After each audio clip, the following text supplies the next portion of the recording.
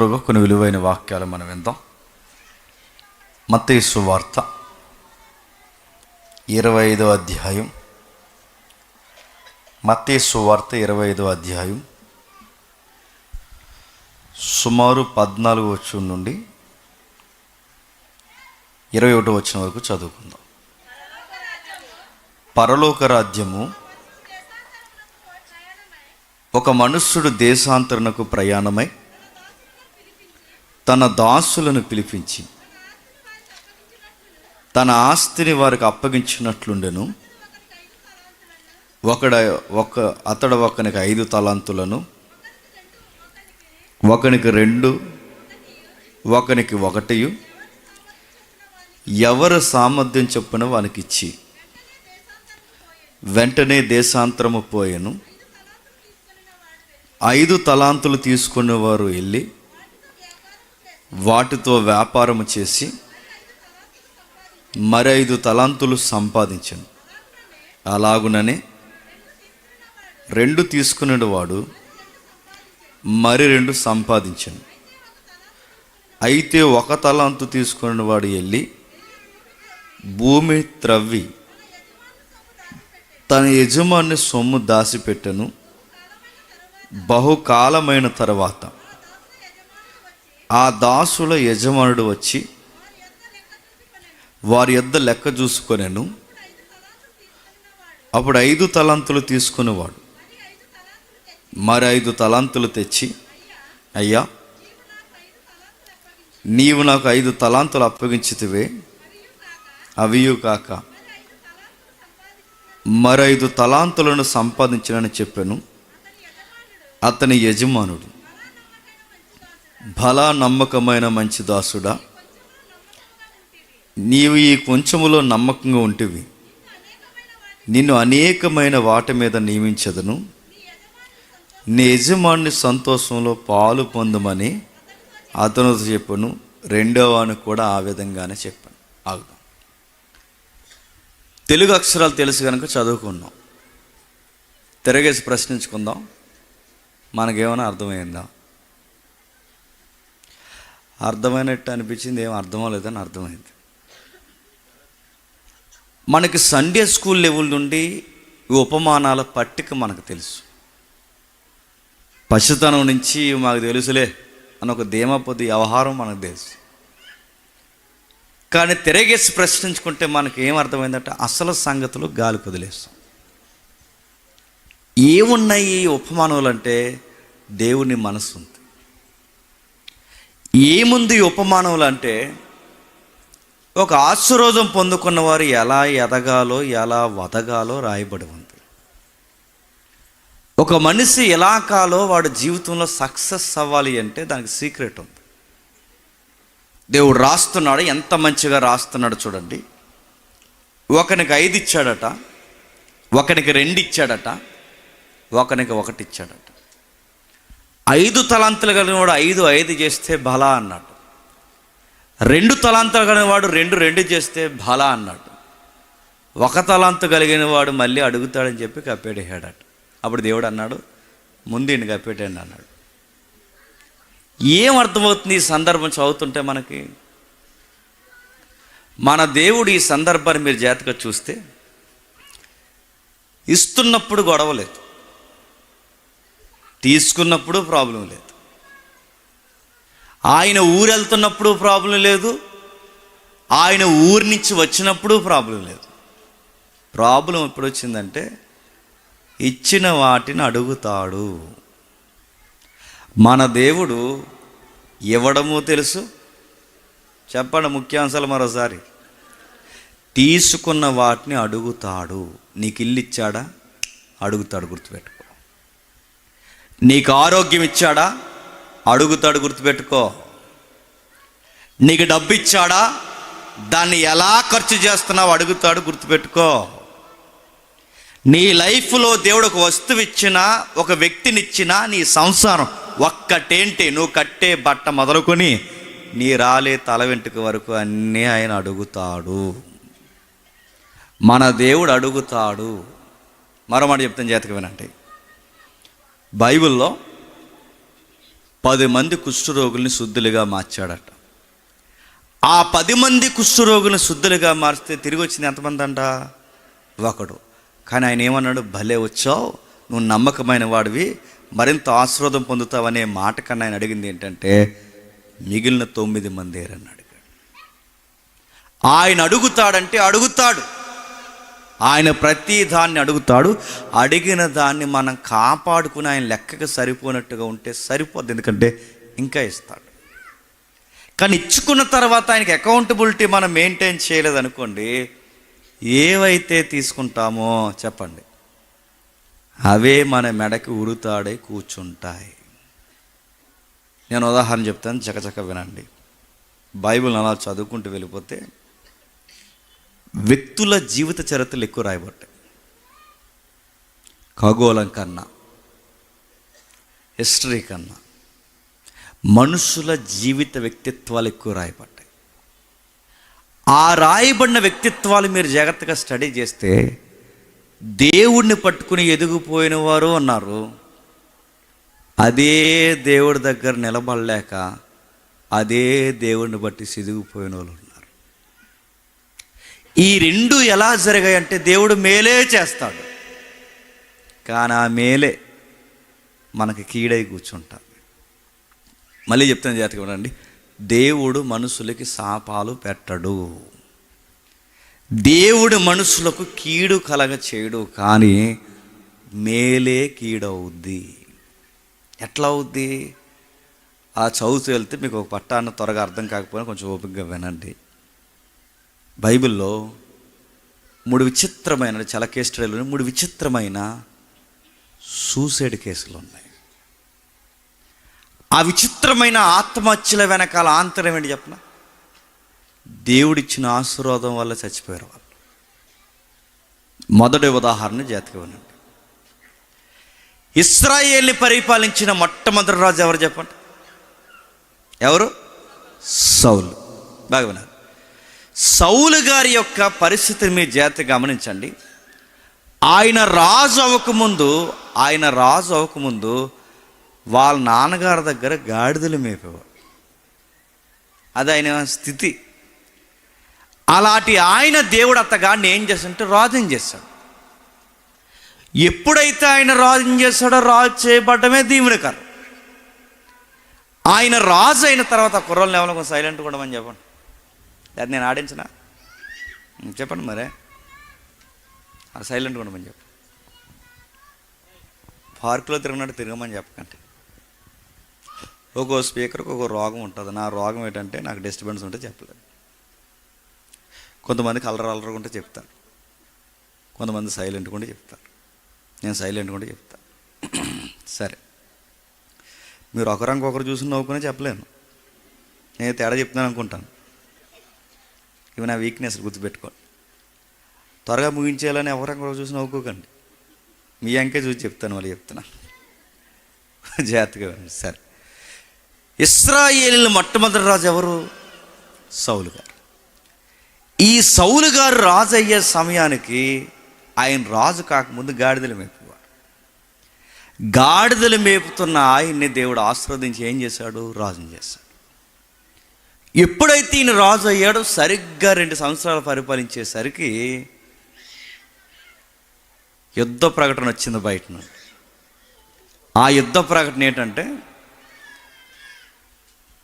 సరైన ఉంచాను, మీద దండం పెడతాం.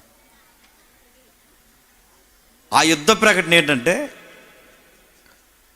ఫిలిస్తీయులు ఒక వంకర జాతి ఇశ్రాయేలు మీద తొల్లగొట్టారు. సౌలు ఏమనుకున్నాడంటే, సౌలు చాలా ఎత్తుకుంటాడు. సౌలు ఎంత ఎత్తుకుంటాడంటే ఇశ్రాయేలీలు ఏ పురుషుడైనా ఆయన భుజాల కాడికి వస్తాడో అంత హైట్ ఉంటాడు. ఆయన అందగాడు, భుజ బలం ఉన్నవాడు, అన్నీ బాగున్నాయి. కానీ గమ్మత్తేంటి చెప్పన? చూడ్డానికి బాగున్నాడు కానీ గుండె ధైర్యం తక్కువ. చాలామంది చూడ్డానికి భయపెట్టేసేలా ఉంటారు, కానీ వాళ్ళ గుండెల్లో మాత్రం ధైర్యం తక్కువ. రాత్రులు ఆడు కట్టుకున్న 2nd ఫ్లోర్ బిల్డింగ్ మీదకి వెళ్ళడానికి ఆడికి భయం అంట. మరి ఎందుకు కట్టుకున్నాడు? చీకటి ఉందని వెళ్తలేదట. చాలామందికి ఒక భయం. సౌలు గారు కూడా గుర్తుపెట్టుకోండి, జనాలు ఎక్కువ దగ్గర, జనాలు ఉన్న కాడ ఎక్కువ ఉండడు, ఎవరైనా కొత్త వాళ్ళు వస్తే ఎక్కువ మాట్లాడరు. ఇంటికి ఎవరైనా చుట్టాలు వస్తాయనంట, చుట్టాల కన్నా ఈయనకి సిగ్గుపడిపోతారంట. ఎవరు?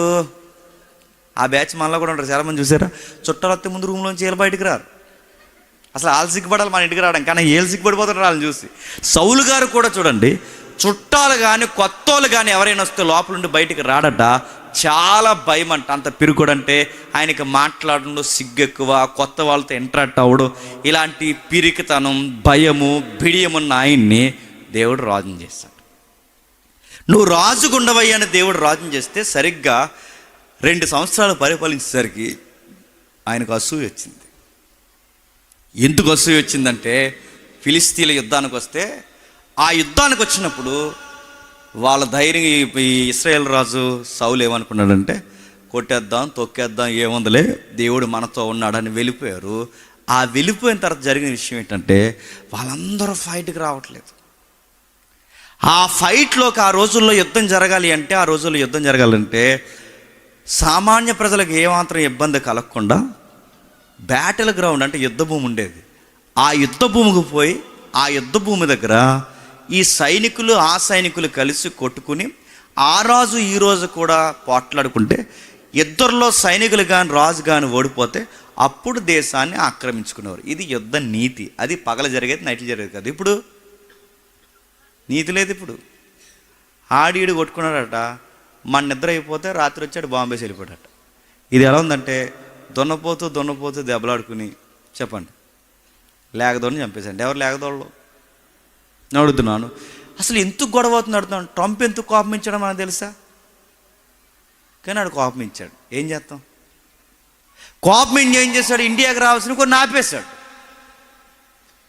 ఇజ్రాయెల్కి మనకి ఏదైనా జరిగితే ఇజ్రాయెల్ గొడవ ఎప్పుడు జరిగింది మనకి ఇవేం మనకు తెలియదు. ఎందుకంటే ఈరోజు యుద్ధాలు ఎందుకు జరుగుతున్నాయి కూడా సామాన్య ప్రజలు తెలిసే లోపే ఇలా ప్రాణాలు ఎక్కడ పోతున్నాయి చెప్పండి?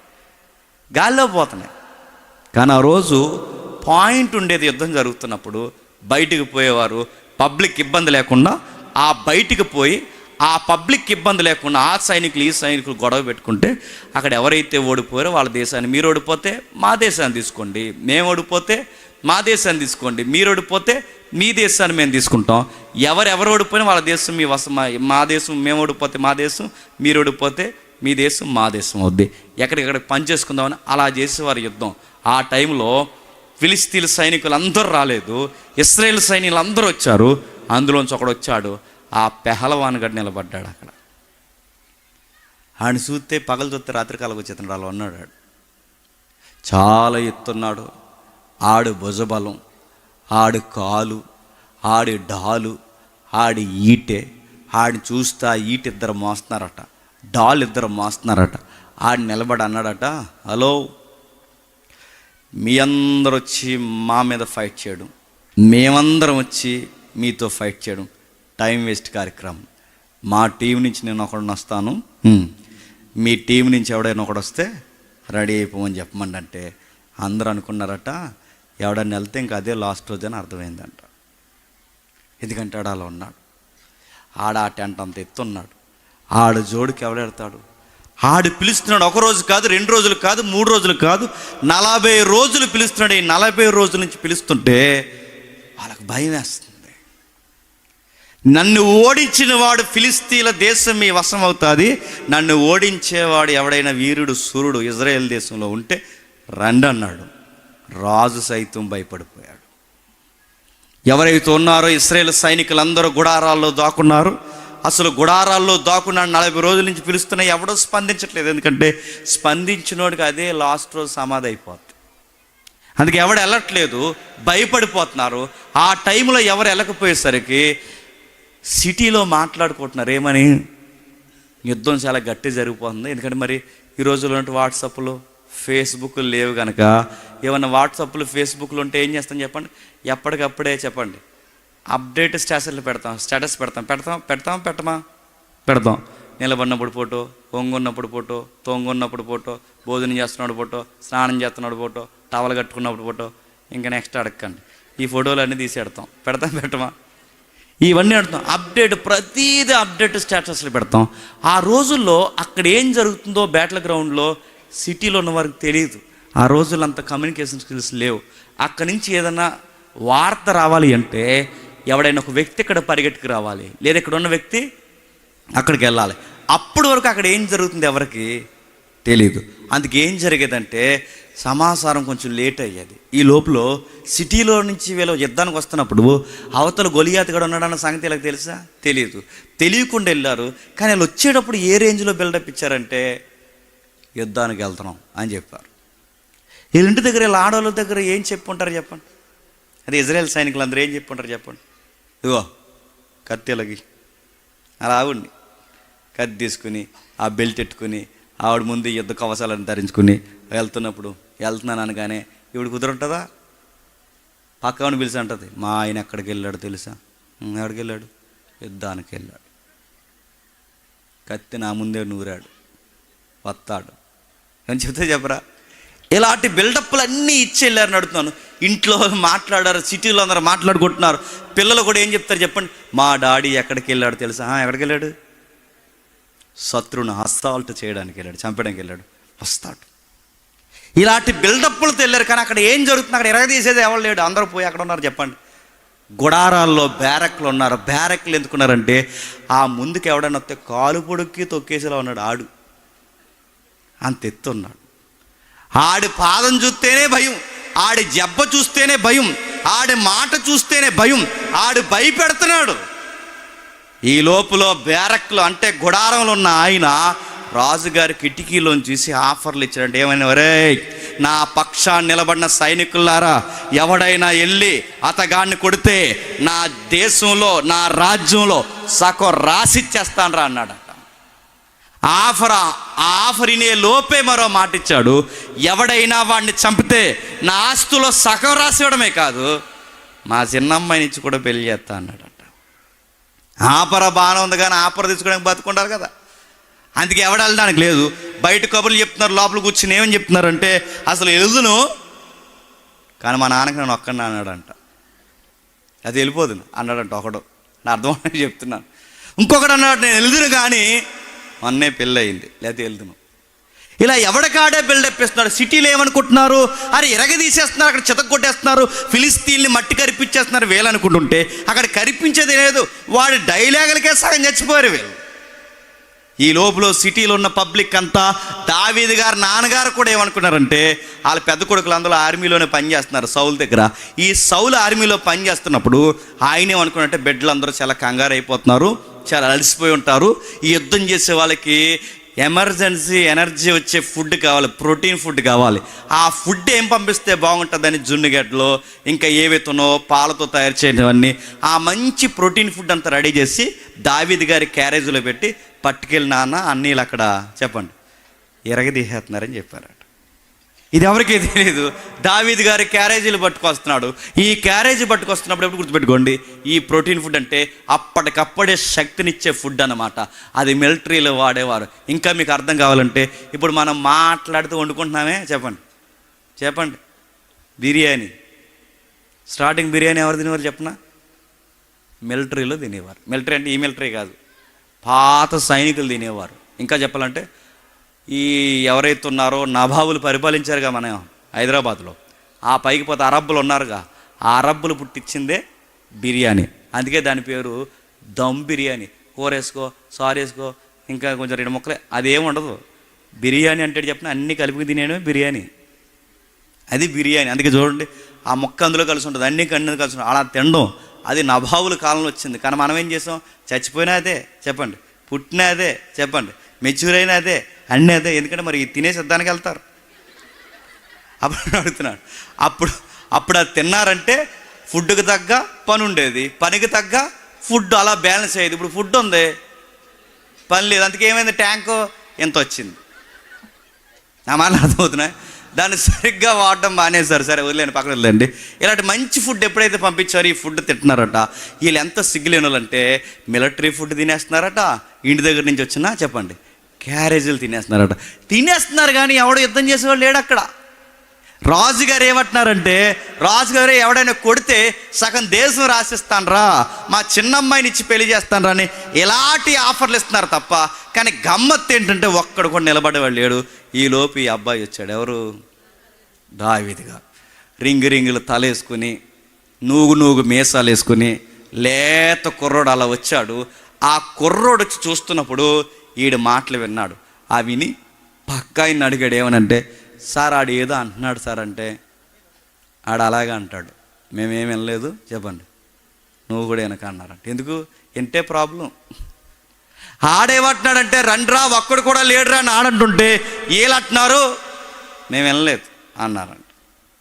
దావీదు గారు నాడు ఏదో అన్నాడు అంటే దావీదు గారు అన్నారంట, ఆడేదో అంటున్నాడు సార్ అంటే దావీదు గారితో ఇలా అన్నారంట, రే 40 రోజుల నుంచి మాకు ఏం వినబడతలేదు, నీకు కూడా చెప్పండి ఏం వినబడ. అయినా నువ్వు ఎవరి తారీఖా చూసిరామంటే కలిసి వచ్చేలా ఉన్నట్టు అన్నారు. ఎవరిని?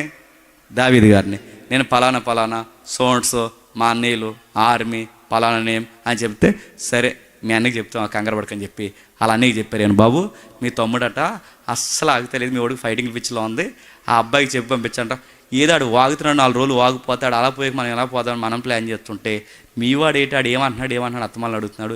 ఏమన్నా అంటాడు మీ వాడు చూసిరమ్మంటే కాల్చి వచ్చేలా ఉన్నాడంటే అలా అన్నీ పెద్ద అన్నీ సర్రం వస్తాడు. ఎవరి దగ్గరికి? నీకు అన్నీ ఎలాంటి బుద్ధులేరా? చిన్నప్పటి నుంచి నీకు అన్ని ఫైటింగ్ సీన్స్ ఉండి నువ్వు కావాలని క్యారేజీలు వంకెట్టుకుని ఫైట్ చూడడానికి వచ్చావు కదా అని తిడుతున్నారంటే ఎవరిని? దావీదు గారు. అలా అన్నీళ్ళు ఏం అనలేదు. పక్కొచ్చాడు, మళ్ళీ అడిగాడు, సార్ అది కాదు సార్ మీ విషయం అడుగుతున్నాను. ఆడేమన్నాడు సార్ అసలు అన్నాడు.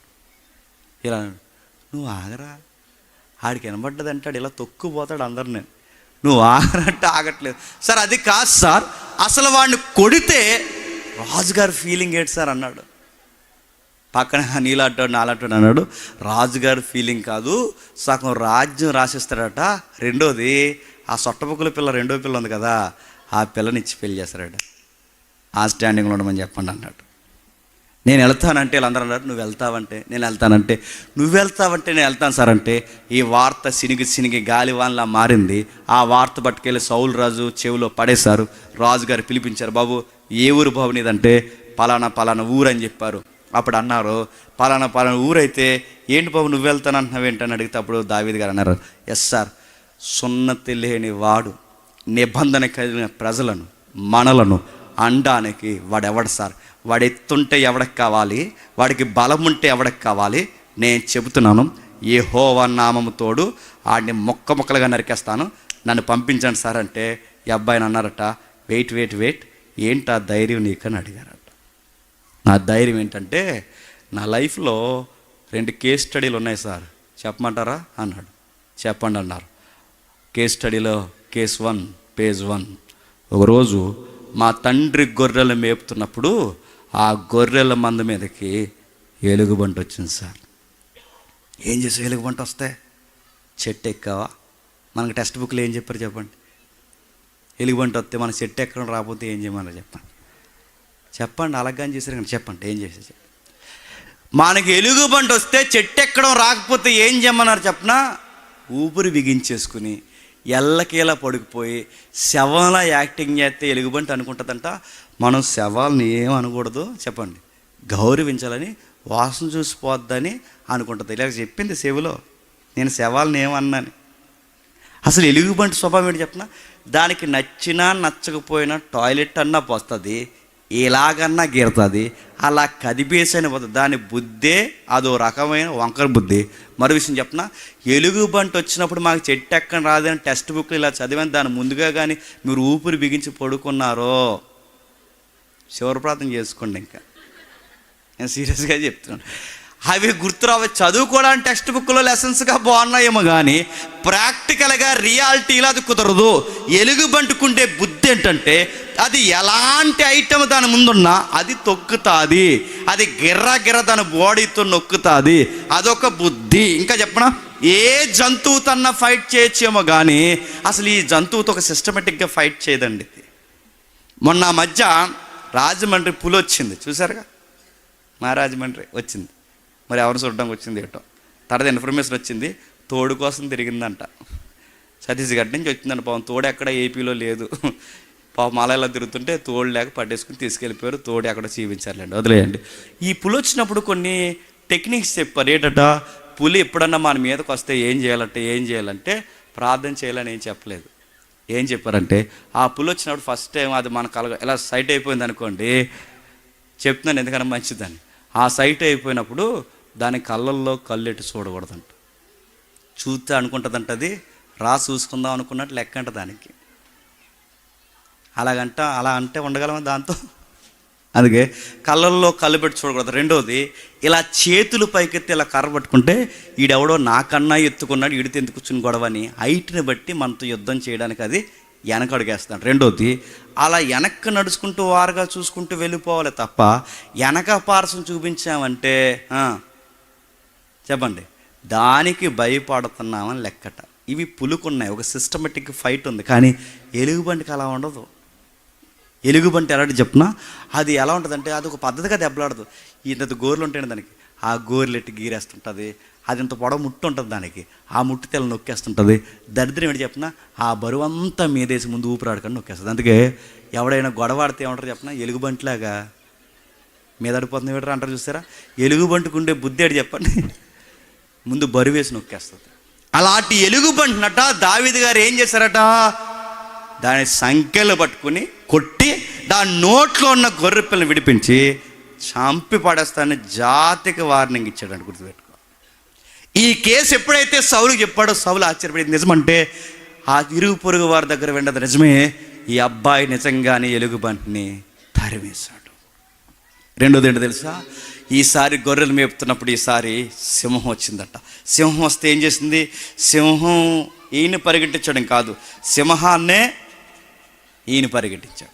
సింహం ఈయన పరిగెట్టించడం కాదు, సింహమే ఈయన పరిగెట్టించింది క్షమించండి, సింహాన్ని ఈయన పరిగెట్టించాడు. ఆ పరిగెట్టిస్తున్నప్పుడు దాని నోట్లో ఉన్న గొర్రె పిల్లని విడిపించాడు.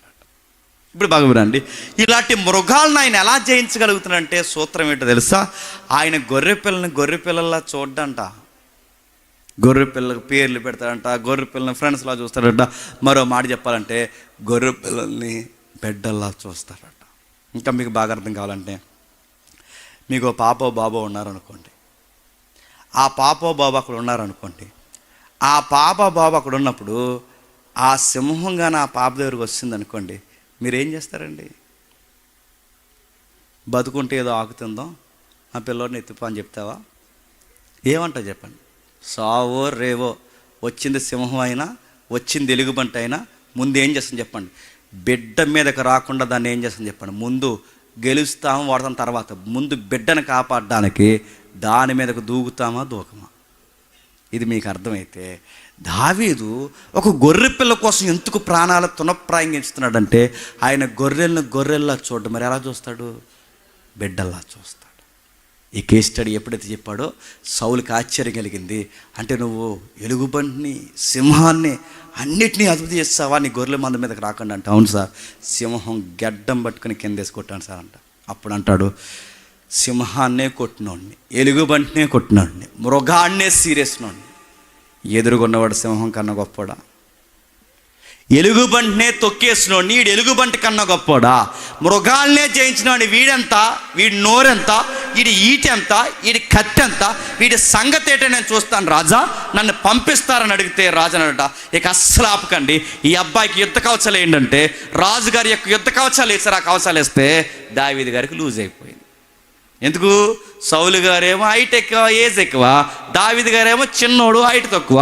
ఇప్పుడు ఆ రాజుగారి యొక్క కవచాలు ఎప్పుడైతే వేసారో ఆ కవచాలకు ఏమైందంటే ఇవి లూజ్ అయిపోయినాయి. అప్పుడు దావీదు గారు అన్నారట, సరే ఇవన్నీ నాకు వాడికి లేదు, నేను రెగ్యులర్గా ఎలాగైతే నా అడవిలో నా గొర్రెల మందలకి ఎలాగైతే ఎస్కాట్ నేను ఇచ్చానో, ఎలాగైతే నేను జయించానో అలానే ఉంటాను, నన్ను ఫ్రీగా వదలని చెప్పి ఒక కర్ర తీసుకున్నాడు, 5 రాయలు తీసుకున్నాడు, ఆ ఒడిసెలు తెచ్చుకున్నాడు, ఒక రాయి ముందు కట్టాడు, గిర్ర తిప్పాడు, ఆ తిప్పి ఒకే రాయితో గొలియాతును కొట్టి పడగొట్టేశాడు. ఎప్పుడైతే వాడు పడిపోయాడో పరుగున వెళ్ళాడు, ఆడికత్తే తీశాడు, వాడి తలే నరికేశాడు. వాడి తల నరికేసి ఈ చేత్తో తల, ఈ చేత్తో కత్తి, ఒంటి నిండా రక్తం, ఈ సీనంతా అలా చూస్తూ ఉండగా సైనికులు ఆశ్చర్యపోయారు, రాజు ఆశ్చర్యపోయాడు. యుద్ధాన్ని జయించారు, ఫిలిస్తీన్లు జయించారు. ఆ జయించి ఎప్పుడైతే ఇలా సిటీలోకి వస్తున్నారో, ఆ సిటీలోకి వస్తున్నప్పుడు ఊహించుకోండి మీకు ఒకసారి, అసలు ఈ చేతితో కత్తి ఉంది, ఈ చేతిలో తల ఉంది, బాడీ ఎంత రక్తం ఉంది. దావీదు గారిని చూసి పబ్లిక్ అంతా ఫ్యాన్స్ అయిపోయారంట. అసలు ఎవరో చేయలేని ఫైట్ ఈ అబ్బాయి చేసేసరికి దావీదు గారికి చాలామంది ఫాలోయింగ్ పెరిగిపోయింది. ఆ ఫాలోయింగ్లో ఏం చేశారంటే పాటలు పాడారు. ఆ పాటలు పాడేవారు ఎవరన్నా పాడితే పోను, పోయి ఆడవాళ్ళు పాడారు. ఆ ఆడవాళ్ళు పాట దావీదు గారిని పొగిడారు. ఏమని?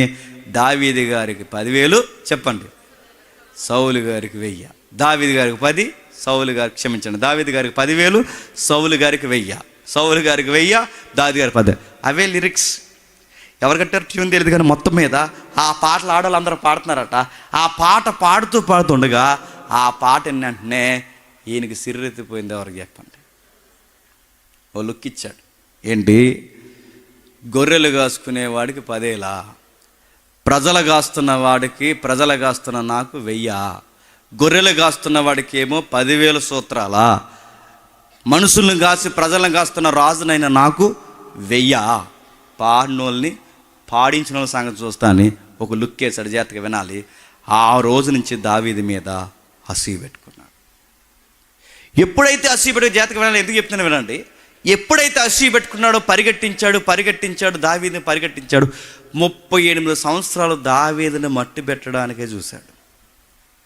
ఈ ఉరుకులు పరుగుల్లో దావీదు ఒక వార్నింగ్ ఇచ్చాడు. ఒకరోజు ఈ రాజుగారు వాష్రూమ్కి వెళ్ళాడు. సంకాని వర్తకనే ఉంటుంది తెలుగు బైబిల్లో. వాష్రూమ్కి వెళ్ళాడు. ఆ వాష్రూమ్ ఎక్కడంటే గృహలో. ఆ గృహలోకి వెళితే ఆ వాష్రూమ్లో ఎవరున్నారంటే దావీదు గారు ఉన్నారు. అందులో దావీదు గారు ఉన్నారన్న సంగతి తెలియదు. ఆ గృహలోకి ఒక్కడే వెళ్ళాడు. ఎవరు? సౌలు గారు. ఎందుకంటే వాష్రూమ్కి 100 మందిని పెట్టుకుని తీసుకెళ్ళరు కదా, ఒక్కడే వెళ్ళాడు. ఆ లోపలికి వెళ్ళేసరికి ఆ లోపల గమ్మత్తని చెప్పిన, ఆ రోజుల్లో రాజు డ్రెస్సులు ఎలా ఉండేవి అంటే, ఆడపిల్లలు టాపులు వేసుకుంటారు సార్, టాపులు లెగ్గిన్లు ఉంటాయి, సేమ్ డ్రెస్ కూడా ఆ రోజుల్లో కింగులు ఎవరైతున్నారో ఈ టాప్ లాంటి ఒక డ్రెస్ ఒకటి వేసుకుంటే లోపల నుంచి దావీదు గారు ఆ టాప్ కట్ చేశాడంట. అది దూరం పోయాక వెనక్కి పిలిచాడు సౌలు గారిని. అయ్యా, నువ్వు వెతుకుతున్న దావీదుని నేను ఎక్కడ ఉన్నాను, మీకు మాట చెప్పాలి. మిమ్మల్ని లేపేయాలంటే 2 నిమిషాలు పని సార్, మిమ్మల్ని తీసేయాలంటే 2 నిమిషాలు పని సార్. గుర్తుపెట్టుకోండి, నేను మీ వెనక్కున్న బట్టను కట్ చేశాను, మీరు చూసుకోండి. మీకు దగ్గరకు వచ్చి బట్టనే నేను కట్ చేశానంటే మీ పేక్ కట్ చేయడం నాకు పెద్ద టైం ఏం కాదు, తీసి పడేయగలను. కానీ నాకన్నా ముందు మీరు దేవుని చేత పిలువబడిన వ్యక్తి కనుక నాకు ఆ గౌరవం ఉండిపోయింది. నేను మిమ్మల్ని ఏమనలేను. దయచేసి మీ కొడుకు వంటి వాడిని, నీ ఎముకని అంటిన వాడిని ఎందుకు నా మీద ఎంత పగబట్టారంటే, ఆ సౌలు అప్పుడు వెంటనే జాలిపడనట, నా కుమారుడా ఏమనుకోకన్నాడు. సౌలు ఎల్లరోడు చెప్పిన గంటకొకలాగా పూటకొకలా ఉంటాడు అనమాట. మనసు ఉంటే ఒకలాగా, చెప్పండి, మనసు లేకపోతే ఒకలాగా, మంచిగా మాట్లాడితే ఒకలాగా, మాట్లాడకపోతే ఒకలాగా. దైవం వాళ్ళు అలాగే అయిపోతారండి.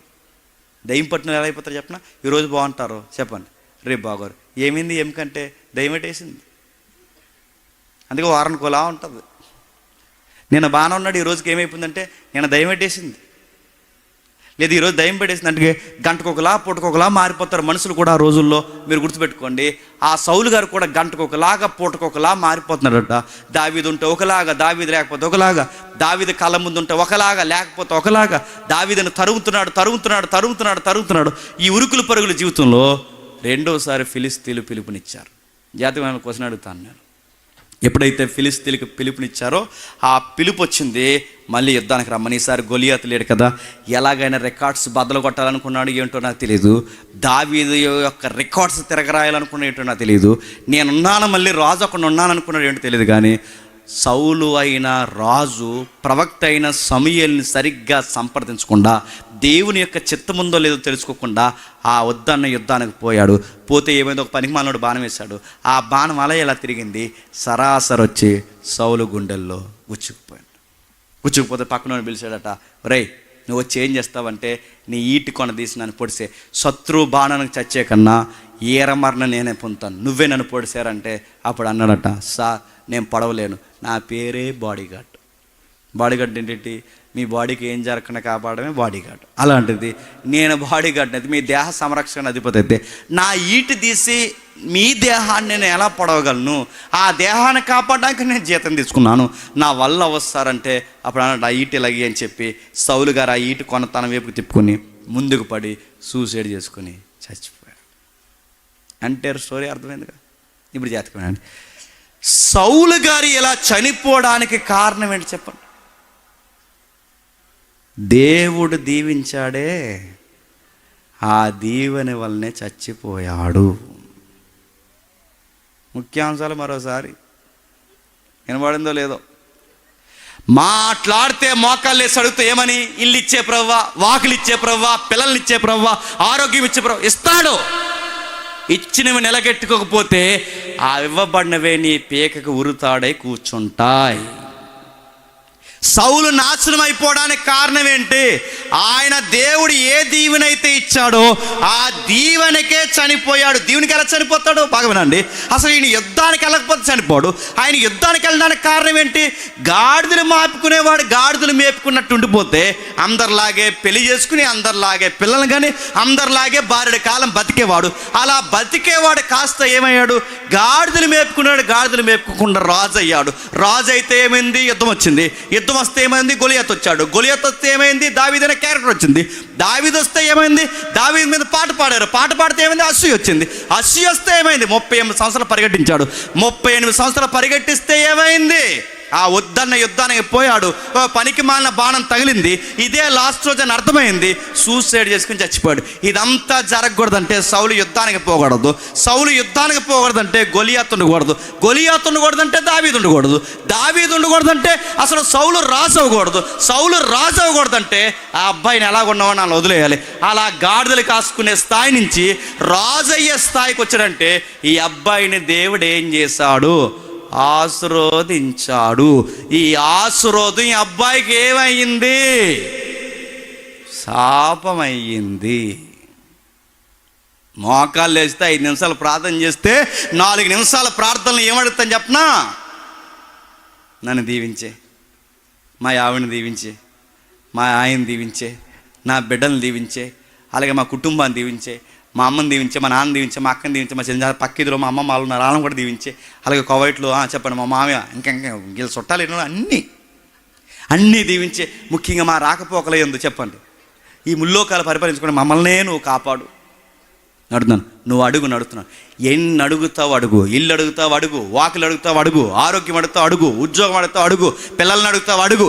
ఏదడిగినా దేవుడు నీకు ఇస్తాడు. కానీ షరతులు వర్తిస్తాయి.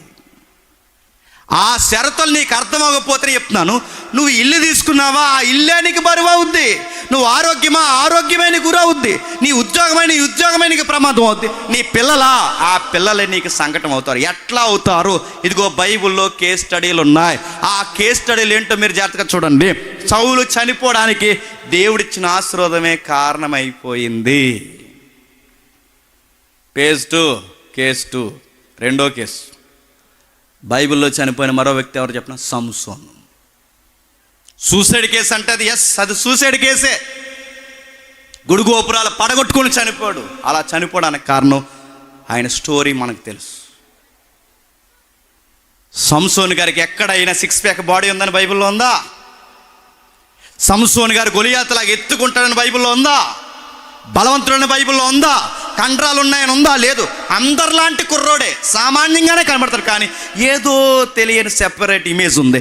ఏంటి ఆ పవర్? ఏంటంటే పరిశుద్ధాత్ముడు వస్తూ పోతూ ఉంటాడు ఆ కుర్రోడి మీదకి. అందరిలాంటి దేహమే, అందరిలాంటి మనిషే. కానీ ఆ అబ్బాయికున్న ఆ ప్రత్యేకత ఏంటంటే పరిశుద్ధాత్ముడు వస్తూ పోతుంటాడు. ఆ ప్రత్యేకత సంసోని మీద ఉంది. పరిశుద్ధాత్ముని కలిగి ఉన్నాడు కనుక ఆయన చేసే కార్యాలు కూడా ఈ నేచర్కి విరుద్ధంగా అద్భుతాలతో ముడిపడి ఉంటాయంట. సంసోను గారు ఏమయ్యారో తెలుసు. చిన్నప్పటి నుంచి వాళ్ళ అమ్మ నాన్నకి చెప్పాడు దేవుడు ఏమని? ఈ అబ్బాయిని జాగ్రత్త, ఫిలిస్తీన్ల చేతిని ఇశ్రాయేల్ని కాపాడడానికి నేను పుట్టించుకున్న వారధి, నాజీరు చేయబడిన వ్యక్తి, ఈ అబ్బాయిని జాగ్రత్త చేస్తుంటే అమ్మ నాన్న చెప్పారు, నాన్న ఫిలిస్తీన్లతో జాగ్రత్త అంటే ఈ అబ్బాయి ఏం చేశాడు చెప్పనా? ఏ ఫిలిస్తీన్లతో జాగ్రత్త అన్నాడో ఆ ఫిలిస్తీన్ల అమ్మాయిని ప్రేమించాడు. ఇశ్రాయేలీల్లో స్త్రీలు లేడనుకున్నాడు ఏటో నాకు తెలియదు, కానీ పోయి అమ్మాయిని ప్రేమించాడు. ప్రేమిస్తే ఏమైంది? ప్రతి లవ్ స్టోరీలో గొడవలు ఉన్నట్టే ఈ లవ్ స్టోరీలో కూడా గొడవలు ఉన్నాయి. ఎప్పుడైతే ప్రేమించాడో, ప్రేమిస్తే ఏమైంది? ఆ ఫిలిస్తీన్ల సర్దార్లు పెద్దలందరూ వచ్చి అన్నారంట, ఒరే బాబు, ఎవరైతే ఉన్నారో ఆ పిల్ల తండ్రితో ఫిలిస్తీన్ల సర్దార్లు అందరూ వచ్చి అన్నారు, ఒరే బాబు, నీకు విషయం చెప్పాలి, ఈ అబ్బాయి మీ అమ్మాయిని చేసుకుంటే నీకు అల్లుడు అవడో చెప్పండి, మొత్తం అందరికి అల్లుడు అవుతాడు దేశానికి. ఈ నీతో పోద్దాం మనందరికీ వీడు ఏమైతే ఎముడై కూర్చుంటాడు. నువ్వు మళ్ళీ చెప్తాను, నీ పిల్లని కానీ చేసావంటే, మనకు కానీ బంధురేకం కలిపావంటే మన తినేస్తాడు. ఏమనుకుంటున్నావు? అసలు సంసోన్ అంటేనే మనకు విరుద్ధమైన వ్యక్తి, ఇజ్రాయేల్ జాతి అంటే మనకు విరుద్ధమైన వ్యక్తి. ఆ అబ్బాయికి ఇచ్చి మీ అమ్మాయిని కానీ పెళ్లి చేస్తావు ఊరుకొని అన్నాడు. ఆ తర్వాత ఏం చేస్తాడు? ఈ ఫిలిస్తీన్ల సర్దార్లందరూ కలిసి ఆ అమ్మాయిని, ఆ తండ్రిని బలవంతం చేసి పోయి సంసోన్ గారి ఫ్రెండ్కి ఇచ్చే పెళ్లి చేశాడు. ఇది ఇంకా బాధ. సంసోన్ గారు ఫ్రెండ్కి ఇచ్చే పెళ్లి చేస్తే ఈ వార్త తెలిసిపోయింది ఎవరికి? సంసోన్ గారికి.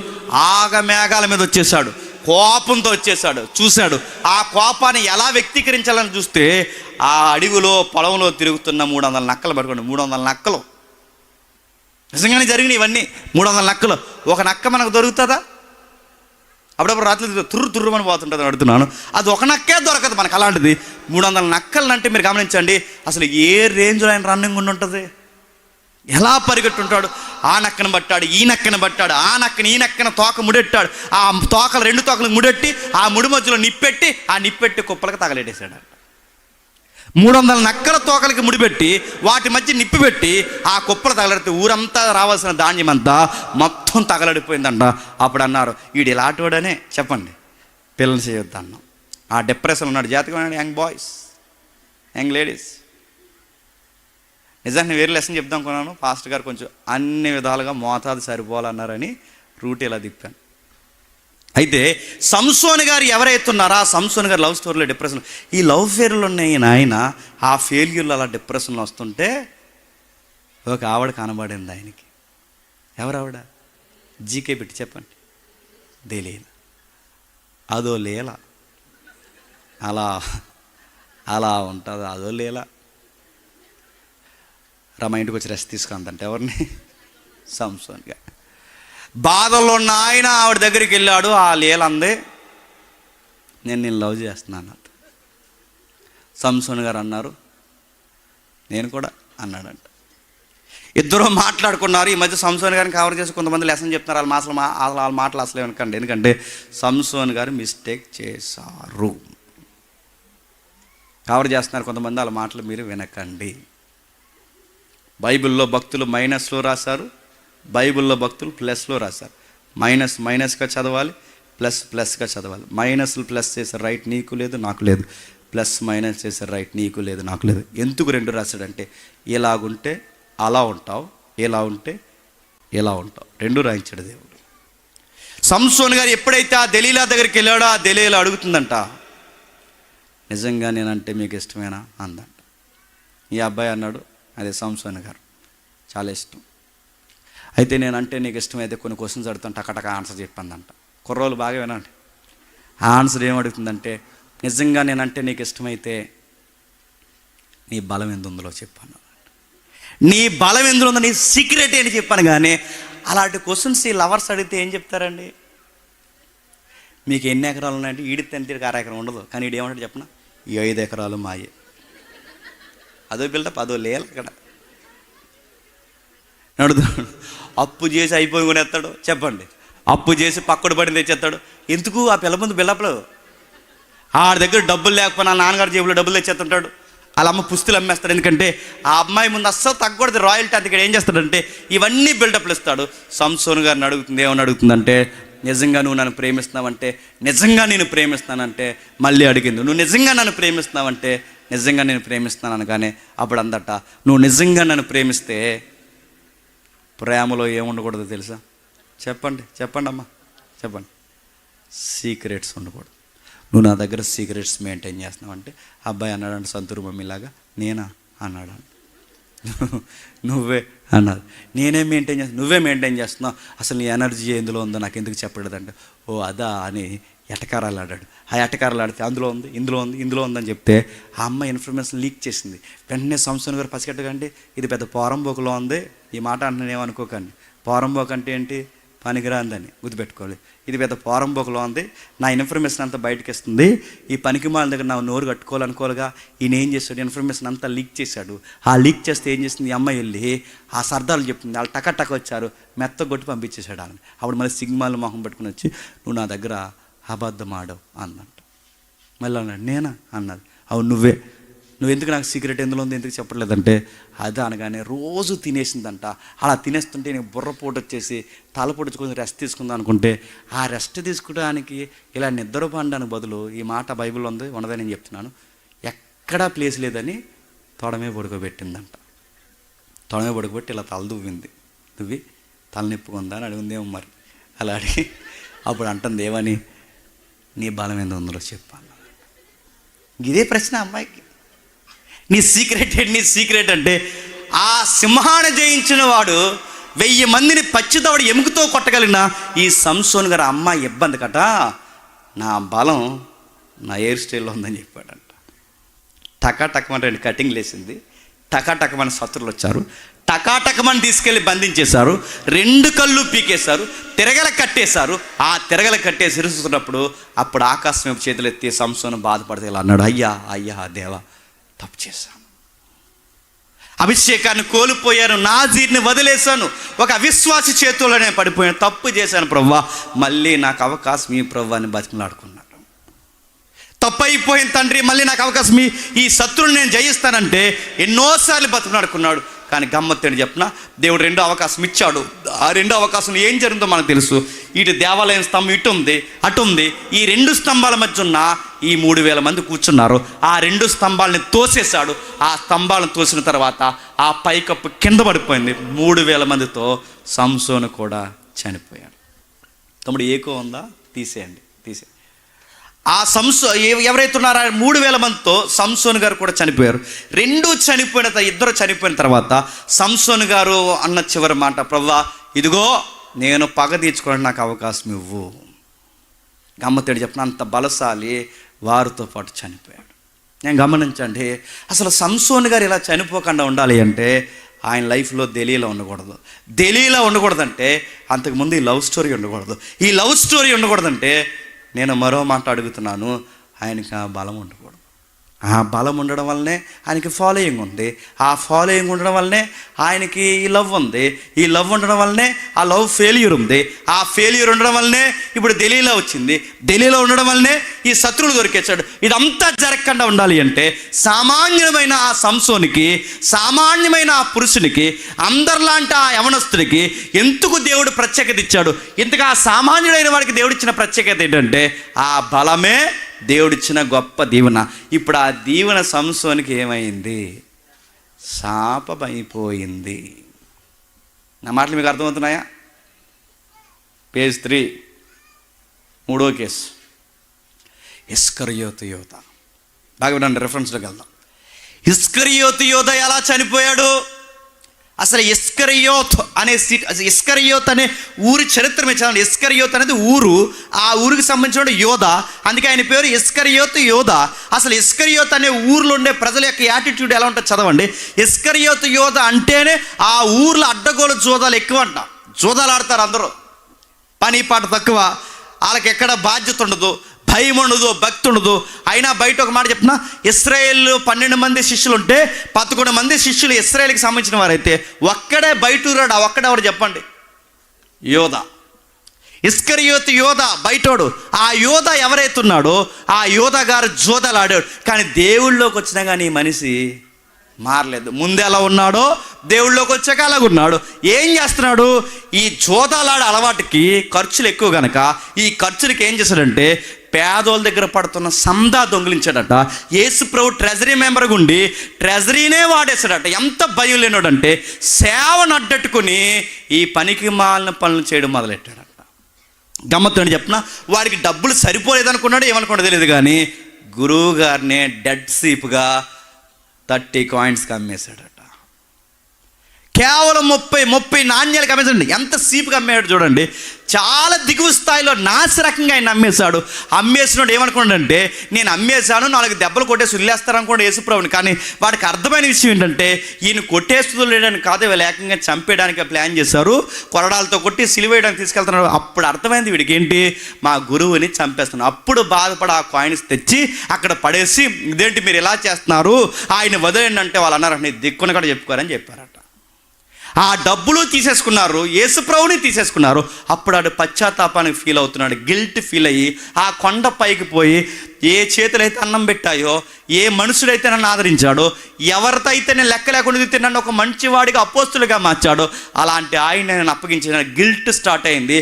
కొండ పైకి పోయాడు, ఆ చెట్టు కొమ్మను ఊరేసుకున్నాడు. ఆ తాడు తెగింది, కిందకి పడ్డాడు, నడు విరిగింది, పేగులన్నీ బయటకు వచ్చాయి, సూసైడ్ చేసుకుని చచ్చిపోయాడు. ఇప్పుడు చెప్పండి, ఇస్కరియోతు యూదా ఇలా చనిపోకుండా ఉండాలి అంటే ఏం జరగకుండా ఉంటే బాగుండు తెలుసా? అపోస్తులు అవ్వకపోతే బాగుండు. అపోస్తులు అవ్వకపోతే అయితే అయ్యాడు. ట్రెజరీ మెంబర్ అవ్వకుండా ఉంటే బాగుండు. ట్రెజరీ మెంబర్ అవ్వకుండా ఉండాలి అంటే అసలు పిలవబడకుండా ఉంటే బాగుండు. అందరిలాగా ఊర్లో చిన్న ఆటో పెద్ద ఆటో ఏదో జోదమాడుకుంటే అందరిలాగా పెళ్లి చేసుకుని పిల్లలు కానీ భార్యడి కాలం బతికేవాడు. అలాంటి వాడు ఎలా అయిపోయాడంటే, బైబిల్ అంది, ఇలాంటి వాడు పుట్టకపోతే బాగుండు. ఇలాంటి వాడు పుట్టకపోతే బాగుంది. ఇక్కడ మీరు చూడండి, సౌలు చనిపోవడానికి ఒక సామాన్యుడు రాజు అయ్యే దీవెన వల్లనే చచ్చిపోయాడు. సంసోను దీవెన బలమే దీవెన అవడం వల్ల చనిపోయాడు. ఇక్కడ మీరు చూడండి, ఇస్కరియోతు యోధా పరిచర్యకు వచ్చిన దీవెనకరంగానే చనిపోయాడు. ఇప్పుడు మీకు ఈ కంటెంట్ మీకు అర్థమైతే, మన ప్రార్థనలో ఎక్కువ అడిగేది అని చెప్పండి, దీవించే ప్రభువా, దీవించే ప్రభువా, దీవించే ప్రభువా. ఎంత దీవించాలంట? ఆకాశవాకుళ్ళు మా ఇంటి మీదే ఇప్పేసి చెప్పండి, అలా గురిపోయాను. మళ్ళీ చెప్తున్నాను, ఎన్ని దీవెనలు తీసుకుంటావో అన్ని షరతులు వర్తిస్తాయి. ఇల్లా తీసుకో, పెళ్ళ చేసుకో, పిల్లల ఇస్తాడు, ఆరోగ్యమా అన్నీ ఇస్తాడు, నీకు ఏది కావాలన్నా ఇస్తాడు. కానీ వాటితో జాగ్రత్త, వాటి ఉపయోగించే విధానంలో జాగ్రత్త. దేవుడు మనం నశించిపోవాలని మనకి ఏది ఇవ్వడు, కానీ ఆ తీసుకున్న తర్వాత మనకి నిలబడ్డం రాకే ప్రమాదాలు తెచ్చుకొని మీదేసుకుంటాం. ఈ స్టోరీ నేరేటివ్ మీకు అర్థమైతే అలాగొక్కసారి ఆది కాండంలోకి రండి. ఆది కాండము త్వరగా ముగిద్దాం. ఆది కాండము మొదటి అధ్యాయం. ఆది కాండం మొదటి అధ్యాయం